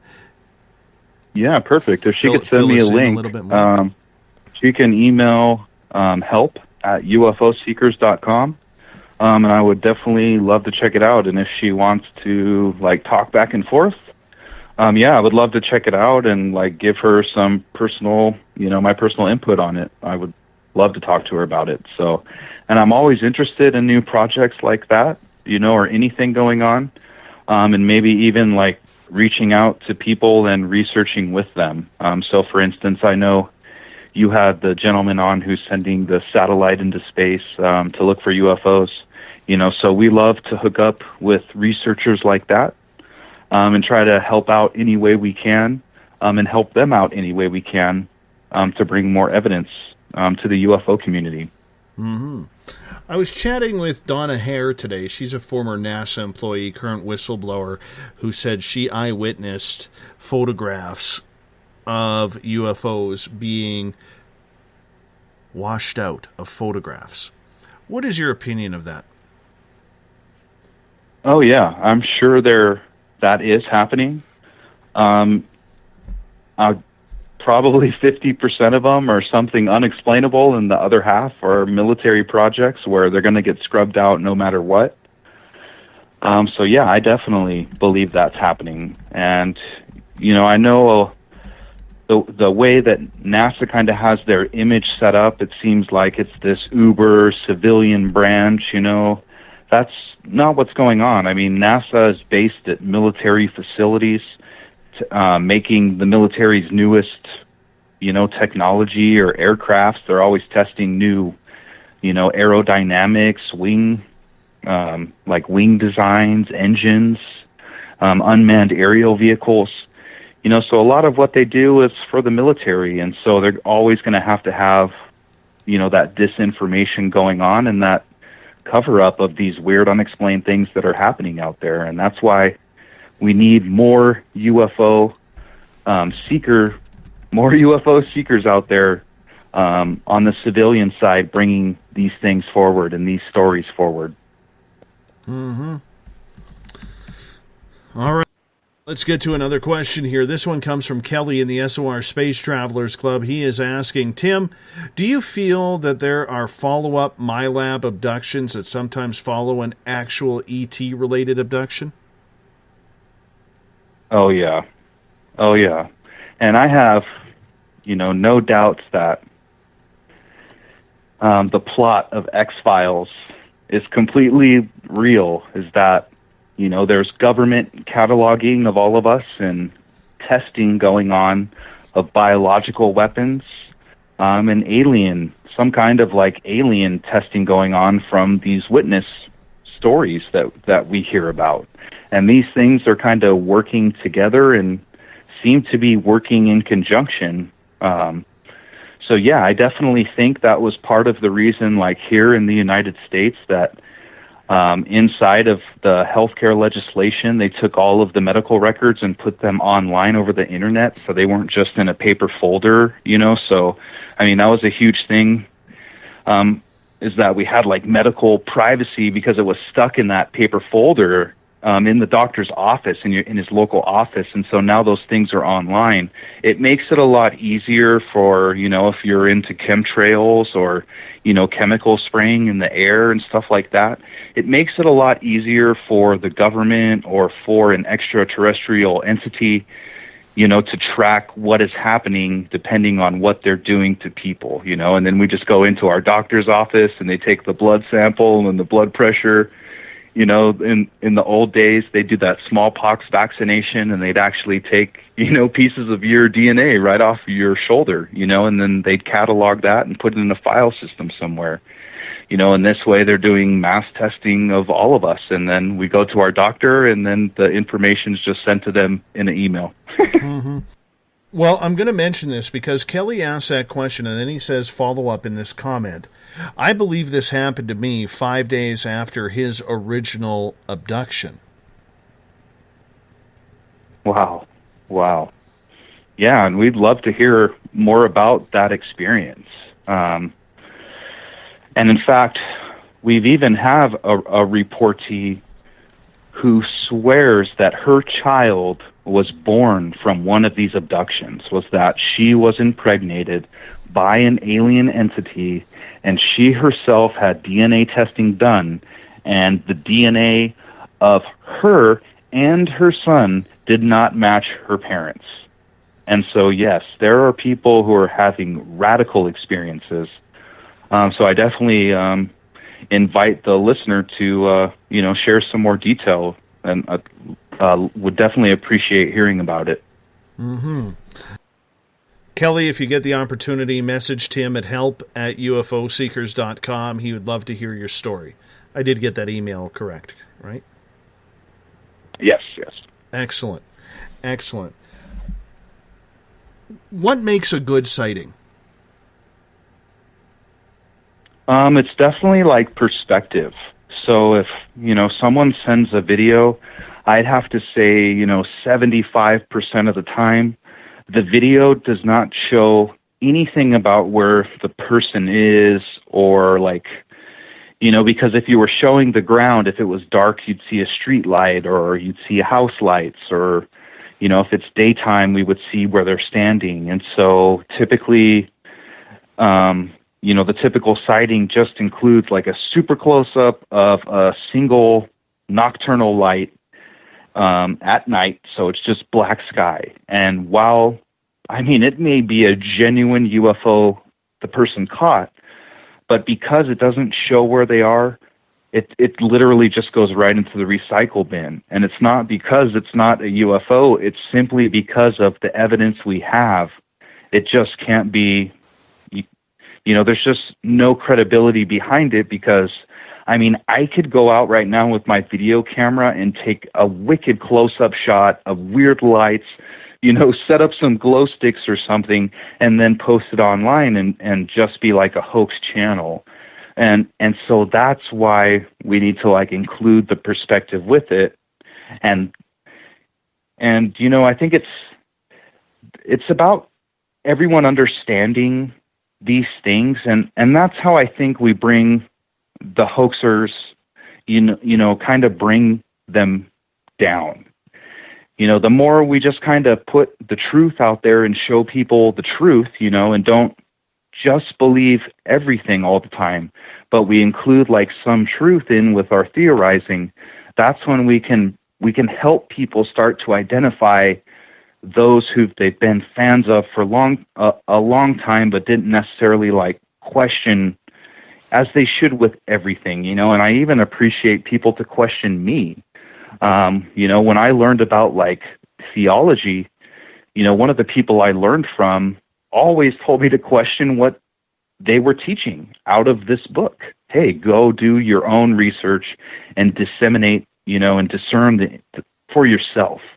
And that's what I think, if we just encourage people to do that a lot more, not just, trust what we're told and just, it's like seeing a Facebook post with a radical title and just sharing that post. We're way better off clicking on it, going in, reading about it, going to the bottom of the website, seeing the actual source.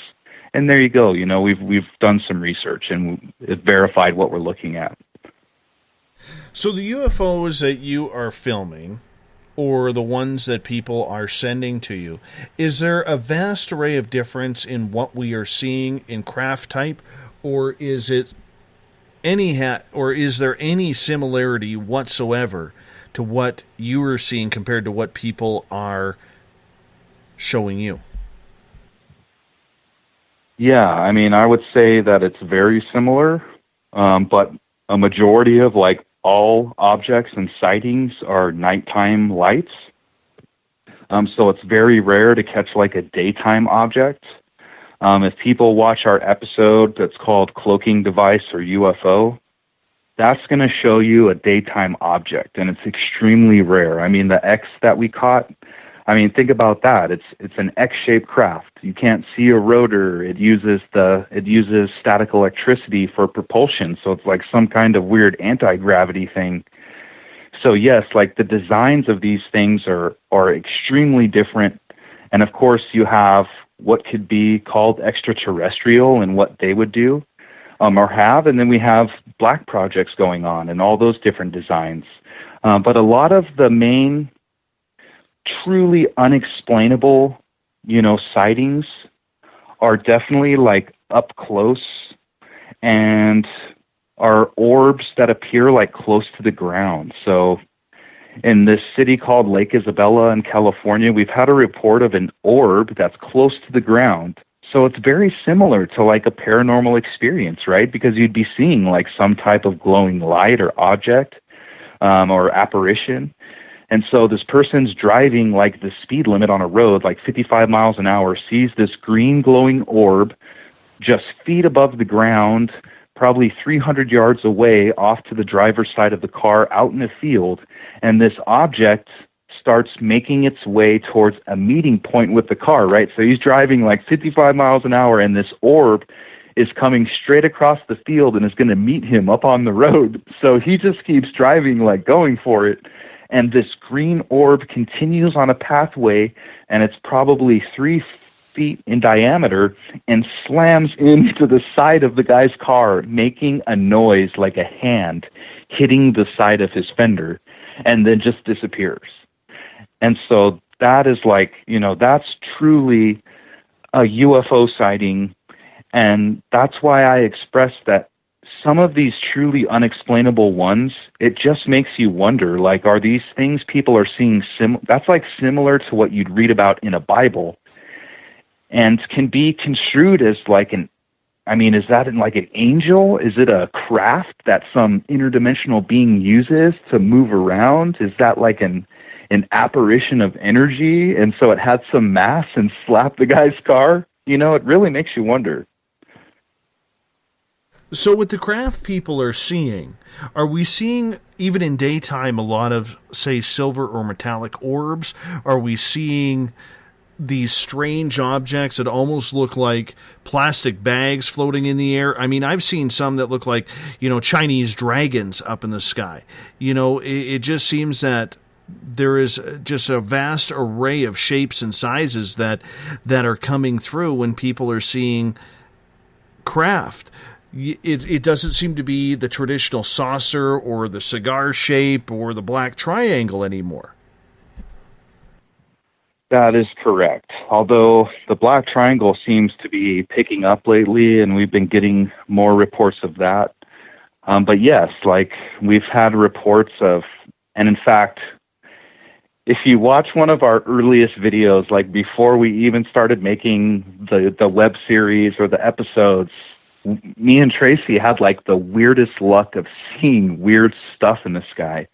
And so we have this video of this like fleet of craft that included an invisible wing craft flying over our UFO Seekers headquarters right here in Bakersfield. And this craft was like 1,000 feet wide and was like a wing craft. And you couldn't see it. It had like a red blinking light every couple hundred feet. And I think the wing is like so long and semi-flexible, so if you're looking at it from like behind and it's in the air, you know, the lights you would see are kind of like in the shape of a smiley face, you know, like 1,000 feet wide, and it kind of has a little curve to it. And when this, you know, you couldn't see a body of the craft, and it was being escorted by military craft. There had to be 20 to 30 jets and like some kind of cargo C-130s flying with it and drones flying with it. And it was right in the center of this fleet, and you couldn't see it until it went directly overhead. And so that night it just happened to be a full moon. And as soon as like the wing craft passed over, you caught a glare because of just like the moonlight. It was just like perfect for a second. And it like flashed, and you could see like a translucent body to the craft object. So I don't know if it's some kind of like gaseous filled craft that's unmanned, so it doesn't have pilots or moving parts, and you can see right through it. So definitely, I mean, there is such an extreme range of things that can be seen out there. But at the same time, I mean, from my point of view and from my research, I don't get reports of the green the gray-shaped disc. I really don't. That's probably like the least report I receive is, hey, I saw a circular disc-shaped craft. You know, so I don't know if that was some kind of like military project that was going around back then, or if it was people throwing pie tins or what was going on. Do you think that people are sending up their own drones right now and videotaping them in these odd shapes? Oh, yeah. Definitely. Yeah. But it is really easy to tell. I mean, you can definitely see, like, the lights, and I mean, it's really hard to, like, deceive. And that's if you're showing perspective. See, because if someone was going to do that, they'd probably do a zoom in close up. Nothing crazy happens with the object. It's got multicolored blinks. I mean, if it's blinking green and red, I mean, I've flown over 1.3 million feet with drones, and I'm like an expert drone pilot. Like, I could just see one of those things right away. Mm-hmm. Let's get to a question from Preacher here. He is asking, do you use image stabilizing lenses when you're filming? Yes. Like, I don't use a Ronin stabilizer for anyone like in the film. I mean, they know what I'm talking about, like a handheld Ronin stabilizer. We don't use that for like our handheld video equipment. Like the stabilization is just in the gimbals, like on our drone, or just using the, I definitely set like all of our handheld cameras on like a dynamic, you know, because usually like in our cameras, there's two settings for like a minimal anti-shake and then like a full dynamic anti-shake. So I recommend like using the full dynamic. The Sony, I believe it's the PJ790V. We have one of those. It's like $2,000 for the video camcorder. It kind of has that floating eye lens that floats. That's difficult when you're shooting like zoomed in. So for like the zoom in shots, I like more of the Canon video cameras and their stabilization. And then like all of our video is kind of like just on the fly. So we don't do like retakes, or we don't like go back to places. It's all just filmed by me and Tracy, everything 100%. And we just kind of like take you with us. I have 5 GoPros I mount all over the place. We take out like 9 video cameras, and I mean, literally, we just start driving to our next location and just kind of take you with us. And that's what you're seeing in our videos. Of course, I add in some music because we have exclusive music from 2 different artists. One is a rapper, signed The Last Signal, from here in Bakersfield. He's on tour out in Texas. And then we have another music artist. His name's Robert, and he's from Sweden. So he does a lot more of my like classical type composes. That's kind of what he composes. And then Sign the Last Signal is giving us the stuff that has like the the extraterrestrial feel of it. He's rapping, him and his group rapping the songs and rap about Area 51 and Travis Walton and stuff. So we kind of mix that in there to give people a full experience going out with us. So, do you do tours? Do you take people with you? Maybe. I mean, if we don't right now. I'd say like a lot of what we're doing is kind of it's kind of like proprietary. I mean, we spend so much time trying to research and find these spots, and like the exact settings and cameras and stuff that I'm using. Very reluctant to kind of share that with people and how I'm doing things, because I really think what we do is different right now. Maybe later, but we're on a search. I mean, honestly, we're on a search for the truth. Those are things we're not concerned about. I mean, it probably would be a great idea if we wanted to bring in some extra income or something. I mean, but honestly, me and Tracy like love looking at the stars. We love the thought of UFOs and these mysterious questions about aliens and just mystery in general. And we love each other. We love hanging out, and just like a real couple having a little skirmish on the way out. Is she sitting there right now that you have to make that comment? We're talking aliens here, man. Not all lovey-dovey stuff. Well, I mean, that's what it's about, and I think, we do have a lot of fans who like that it is me and her together, and we're sharing that experience together. I mean, like when we go to the Burrow-Schmidt tunnel, she's scared to go in, and then she, walks back out saying I'm a crazy SOB, So I think, there is something to that. If you want to, if you want someone to watch something, they really like to be invested in who you are and kind of like to know who you are. And I really think it's unique that, we're legitimately, boyfriend and girlfriend, and legitimately, like love each other like that. And that's part of the whole experience, Mm-hmm. Let's get to a follow-up question from Eric. He is asking, how much of what you see in film do you believe are extraterrestrial? Well, that is a good question, and kind of like one that would paint me right into a box. And so I would, instead of saying like what I filmed is extraterrestrial, I may say unexplained instead. And I would, allow other people to speculate on the extraterrestrial part. We're just out to film and try to catch things and validate what, these witnesses or victims are experiencing. And so I would probably place a number around, 15 to 20% in that something crazy that I don't really think is military. But then you have like another 40, 50% that's unexplainable military. I mean, if you have something that runs on static electricity as propulsion in the air and can pull electricity out of the air, just like lightning works, and you have that existing electricity just floating around, what Tesla was obsessed with. It's incredible what our militaries have hiding behind the scenes, which could just drastically change the private sector, you know. And so I'm such an advocate on, we're looking at radical technologies. You know, I told the story about the employee from Area 51 we've met that was trying to send communication out into space to aliens through using the light spectrum. So they were embedding communication in light spectrum, trying to communicate if there was aliens out there. So see, I would almost consider that like a type of extraterrestrial technology developed by us, you know. So a lot of the things we're seeing are radical. And just because there may not be an alien in it, or there may be, we don't know.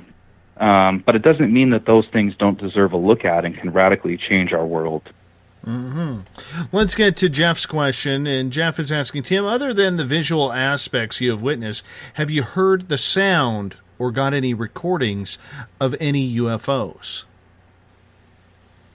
Interesting.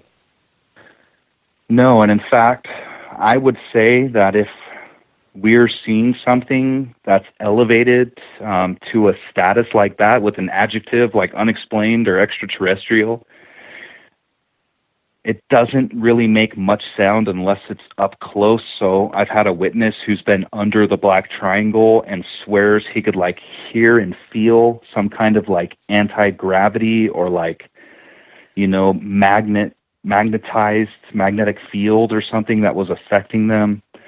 The noises we hear from Area 51 were very unique.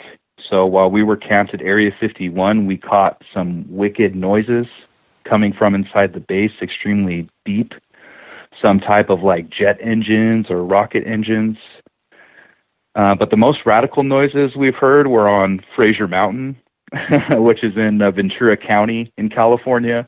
We were skywatching and UFO hunting at the summit of a like 8,500-foot mountain where there was an abandoned Forest Service lookout. So I put some cameras in the Forest Service lookout, you know, just checking for ghosts. I'm always just interested while we're out at these places.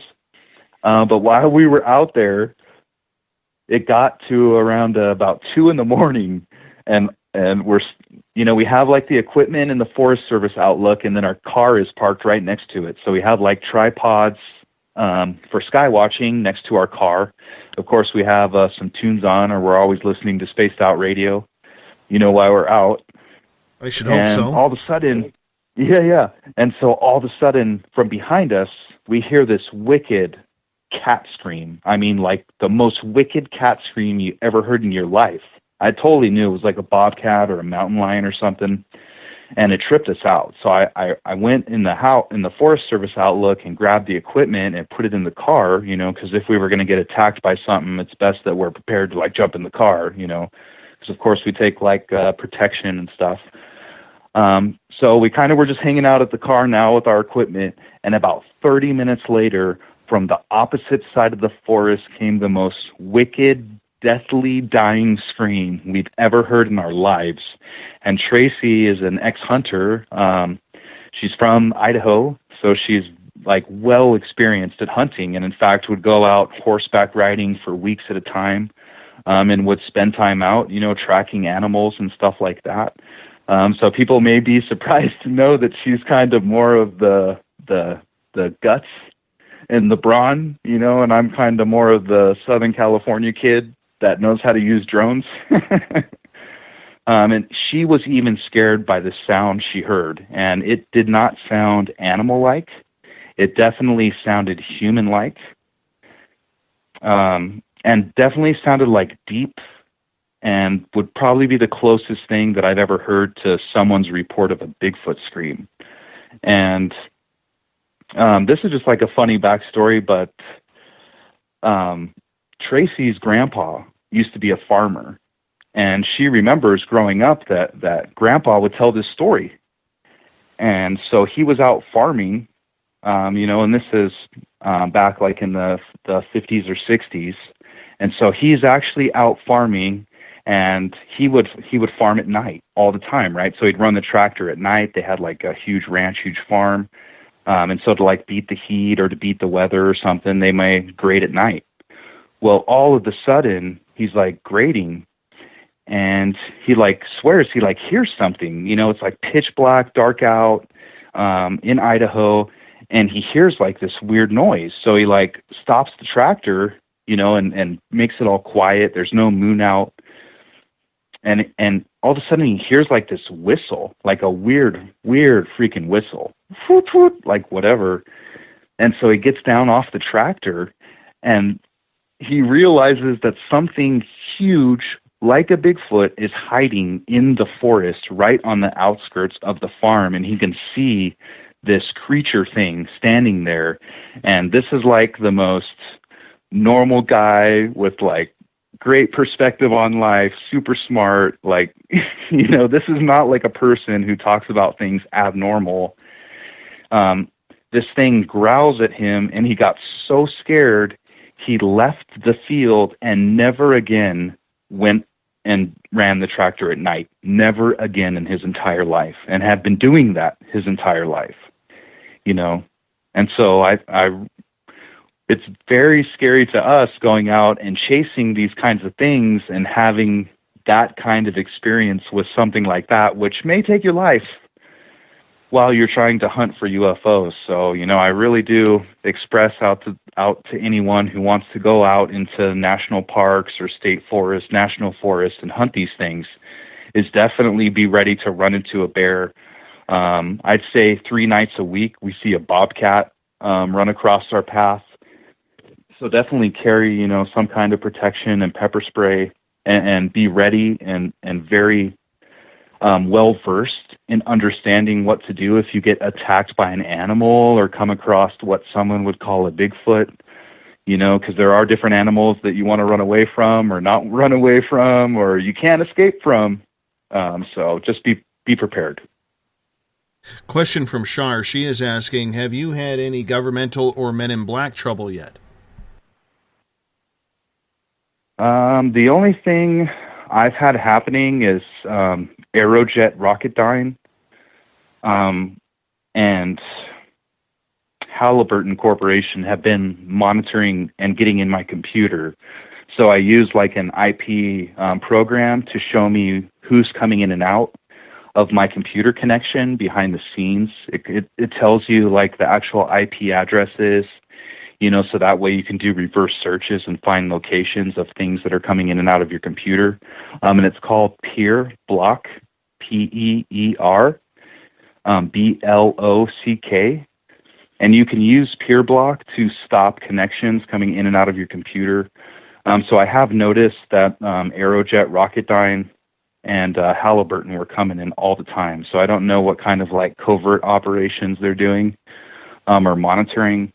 And then also we have had like a couple black helicopters over the house before. So I constantly have like a long lens. And if, you know, we live like in a military airspace. So if we have something come over, I'll snap pictures of it. I always have a camera ready. And there's been times where I've gone out and there's literally a 100% a black helicopter, military, no signs, no nothing, chilling right above our property. And as soon as I run out with the long lens and start trying to snap pictures, then it starts moving away, you know. So I've definitely had those kinds of experiences. Does that intimidate you from what you're doing? Because, you know what, I can honestly say I've had that same question from numerous people on this show. I have not been contacted. My computer is clean. And, you know, maybe it's because I'm way up here in Canada in the middle of nowhere and not a threat for anybody, especially if they got a picture of me. You know, but I can honestly say, if somebody knocked at my door and said to me, yeah, we're going to need you to shut down, and I would say probably no right off the bat. If they opened up a briefcase and there was some, you know, fine-looking money in there, I would honestly think about it. You know, paying off the mortgage, paying off, you know, a lot of things. You know, it would be it would be something that I would do.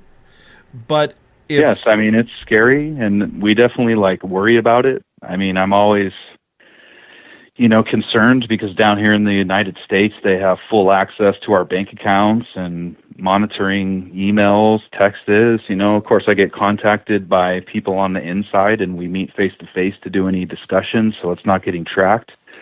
But I'll tell you this, if one of those guys comes up and walks to my house, the first thing he's going to have to do is go through 5 video cameras.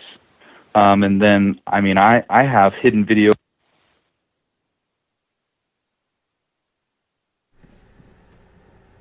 Tim, are you there? We just lost Tim. That was very interesting. Let's call him back and see what's going on. That came up at an odd time. Maybe they didn't like what he was saying. Maybe they're in his phone. Maybe it was just a bad connection that his cheek hit the end button. What happened? What happened? There you go. See, there you go, man. See, all this time, and we start talking about that subject, and then what do you know? The phone goes down. Mm-hmm. Well, Yep. So that's why we always have like hidden video cameras on us. Dave, if I drive the car out and we're going somewhere, the car, I have 2 dash cams inside that constantly loop and record. They both have audio going. I usually have 4 GoPros mounted on. I have sunglass video cameras, so my sunglasses have a video camera in it. We're ready, and if that happens, we're going to expose it. So we're never going to let anybody shut anything down or intimidate us from doing anything.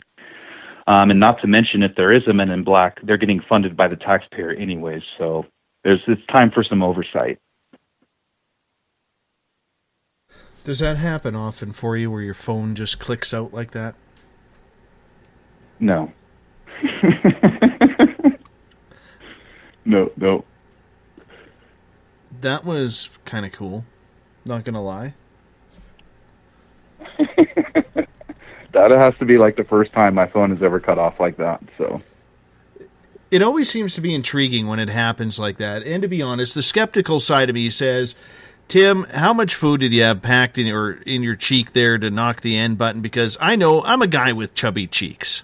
I am. I just angle my phone at a different angle so I look thinner than what I am.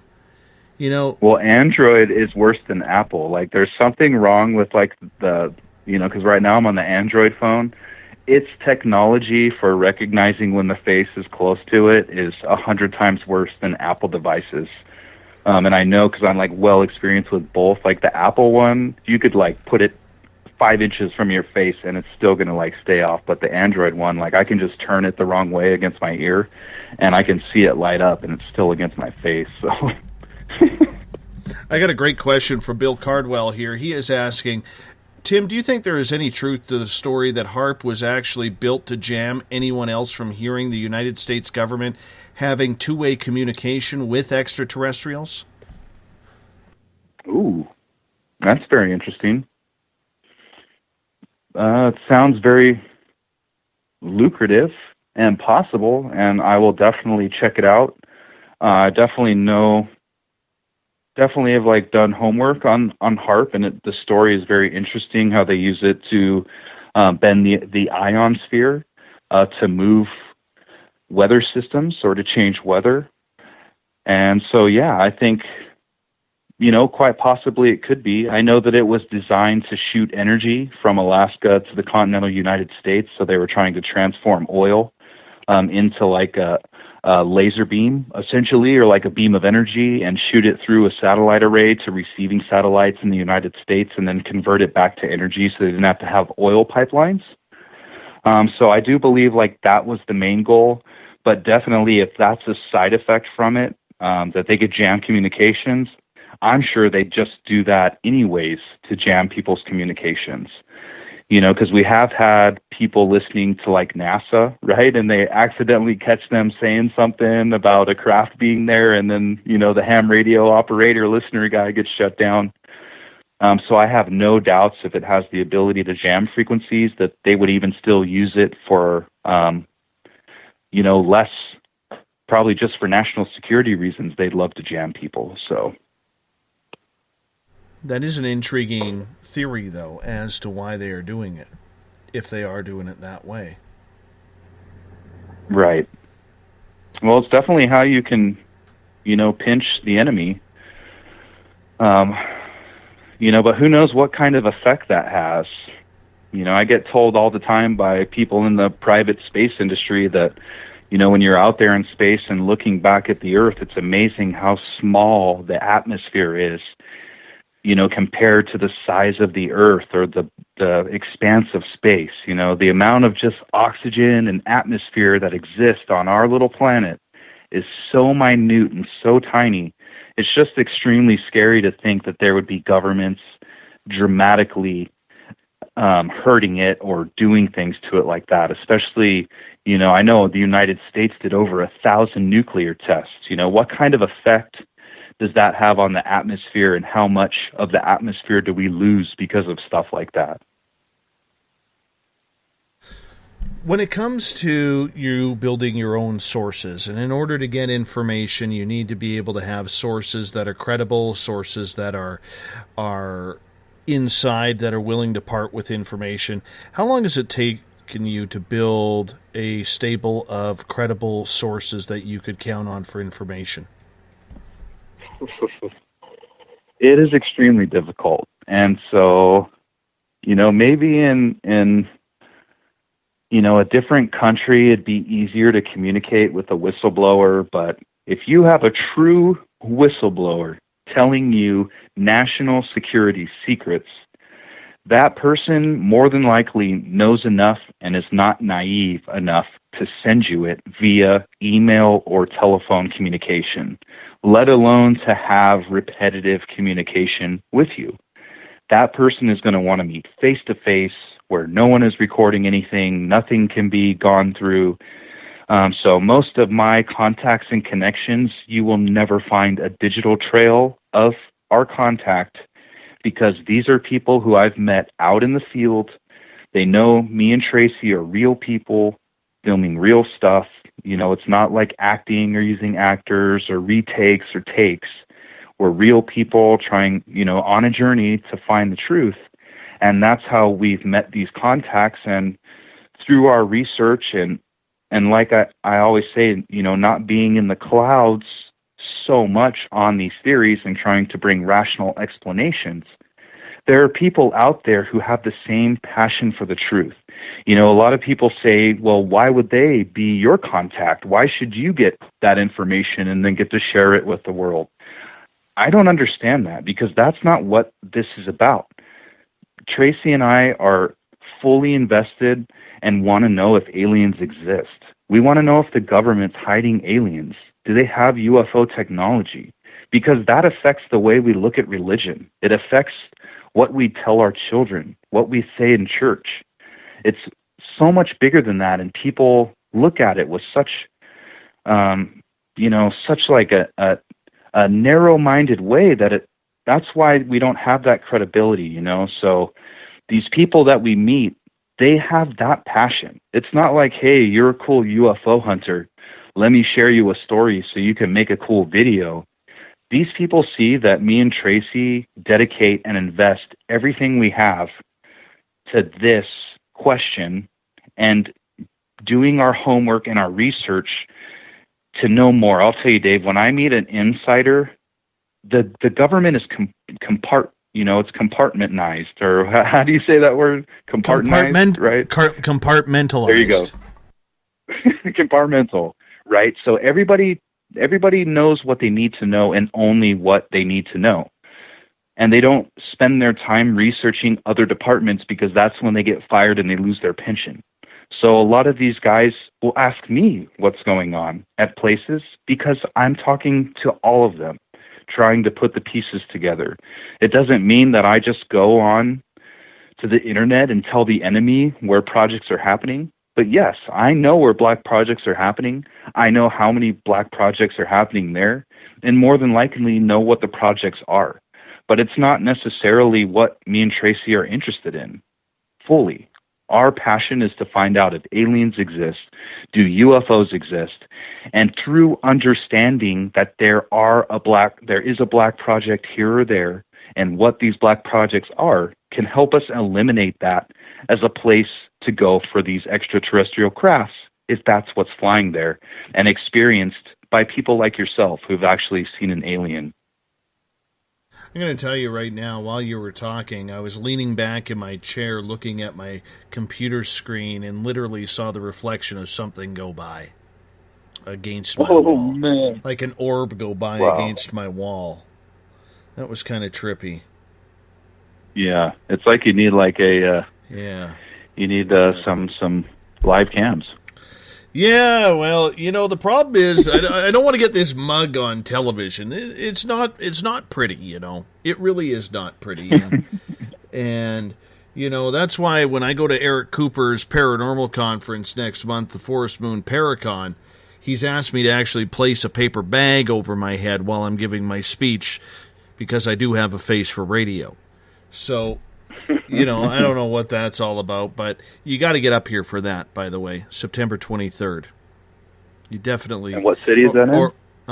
Or October 23rd. Let me get the dates here. No, September 23rd. That's in Concrete, Washington. Okay. It's about... Awesome.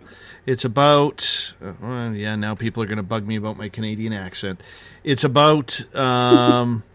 an hour and a half northeast of Seattle. Okay.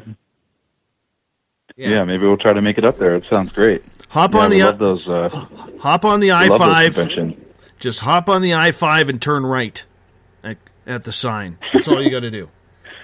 And then you drive for about 25 miles. You watch for elk. You go to the little burger joint on the right-hand side there, which has really good burgers and fries. And then you continue into the town, which is all about concrete and ghosts. Lots of ghosts there. So you got to come up. Yeah, and we always like listening to his stories when he's on your show. Oh, absolutely. Cooper's amazing. Yeah. Yes. So now I'm getting bugged about my accent.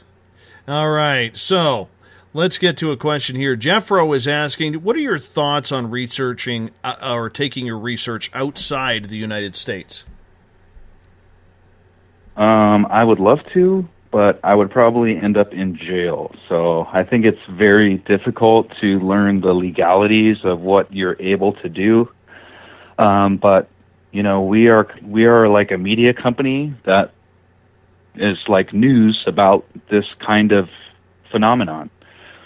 So we have like those freedom of the press rights, which is probably the like one of the highest rights you could look at here in the United States above everything else is the freedom of the press. And so, you know, we have a lot of leeway between, you know, what we can show. And even though something says like, whoa, you shouldn't be here, like they kind of just look the other way. You know, if you're not actually showing like a government employee getting into his employee vehicle and where he lives, you know, that's where you're getting crazy and just way beyond what you should be doing. But, you know, I would kind of be really scared if I got out into Mexico or, you know, like South America and was interested in checking out some military facilities, and I'd probably end up taken by the MP. So I might want to have a guide to kind of give me the ins and outs. Just come up here. We allow everybody in, apparently. We allow everybody in. Doesn't matter. Does not matter. I do have to say, the tweet of the night right now goes on Twitter goes to Sailor Twift, who says, Dave, Eric Cooper just called. He said he's going to wear a bag too in case yours falls off. That is hilarious. That is hilarious. Thank you. Appreciate the compliment on the face for radio. I appreciate that. Tweet of the night so far. Nobody has beat that one. So I try and have a tweet of the night for these guys because sometimes they come in with some pretty weak-ass snark and you got to tune them up a little bit in order to bring their A game. That one was pretty good. I appreciate that. Thank you. You know, time is winding down. We only got about 4.5 minutes left with you, Tim. In regards to, I think, Jeff's question where he says, would you take your vehicles elsewhere? Yes, you have to learn the law and everything like that. But would it be a dream to be able to, you know, be almost like a first responder to those types of reports? Yes, it takes a massive budget, but how cool would that be to be able to just say, God, that is like, boom, we're on the way. That's like the ultimate dream. Yeah, that's like the ultimate dream right there, is to be able to do this worldwide. And I would say that I'm very attracted to geographic locations that are extremely desolate and rural. Because if I was an extraterrestrial and I was researching the Earth, of course I wouldn't just want to drop into a city. I'm probably going to hit up desolate areas so I can research plants, animals, in the ground and minerals.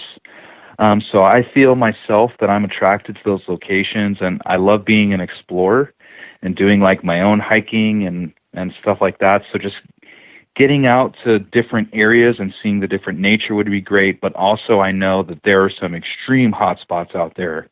So definitely. I mean, one of the places I would love to go is the DMZ at Korea and maybe see, some of the things flying around at the demilitarized zone. So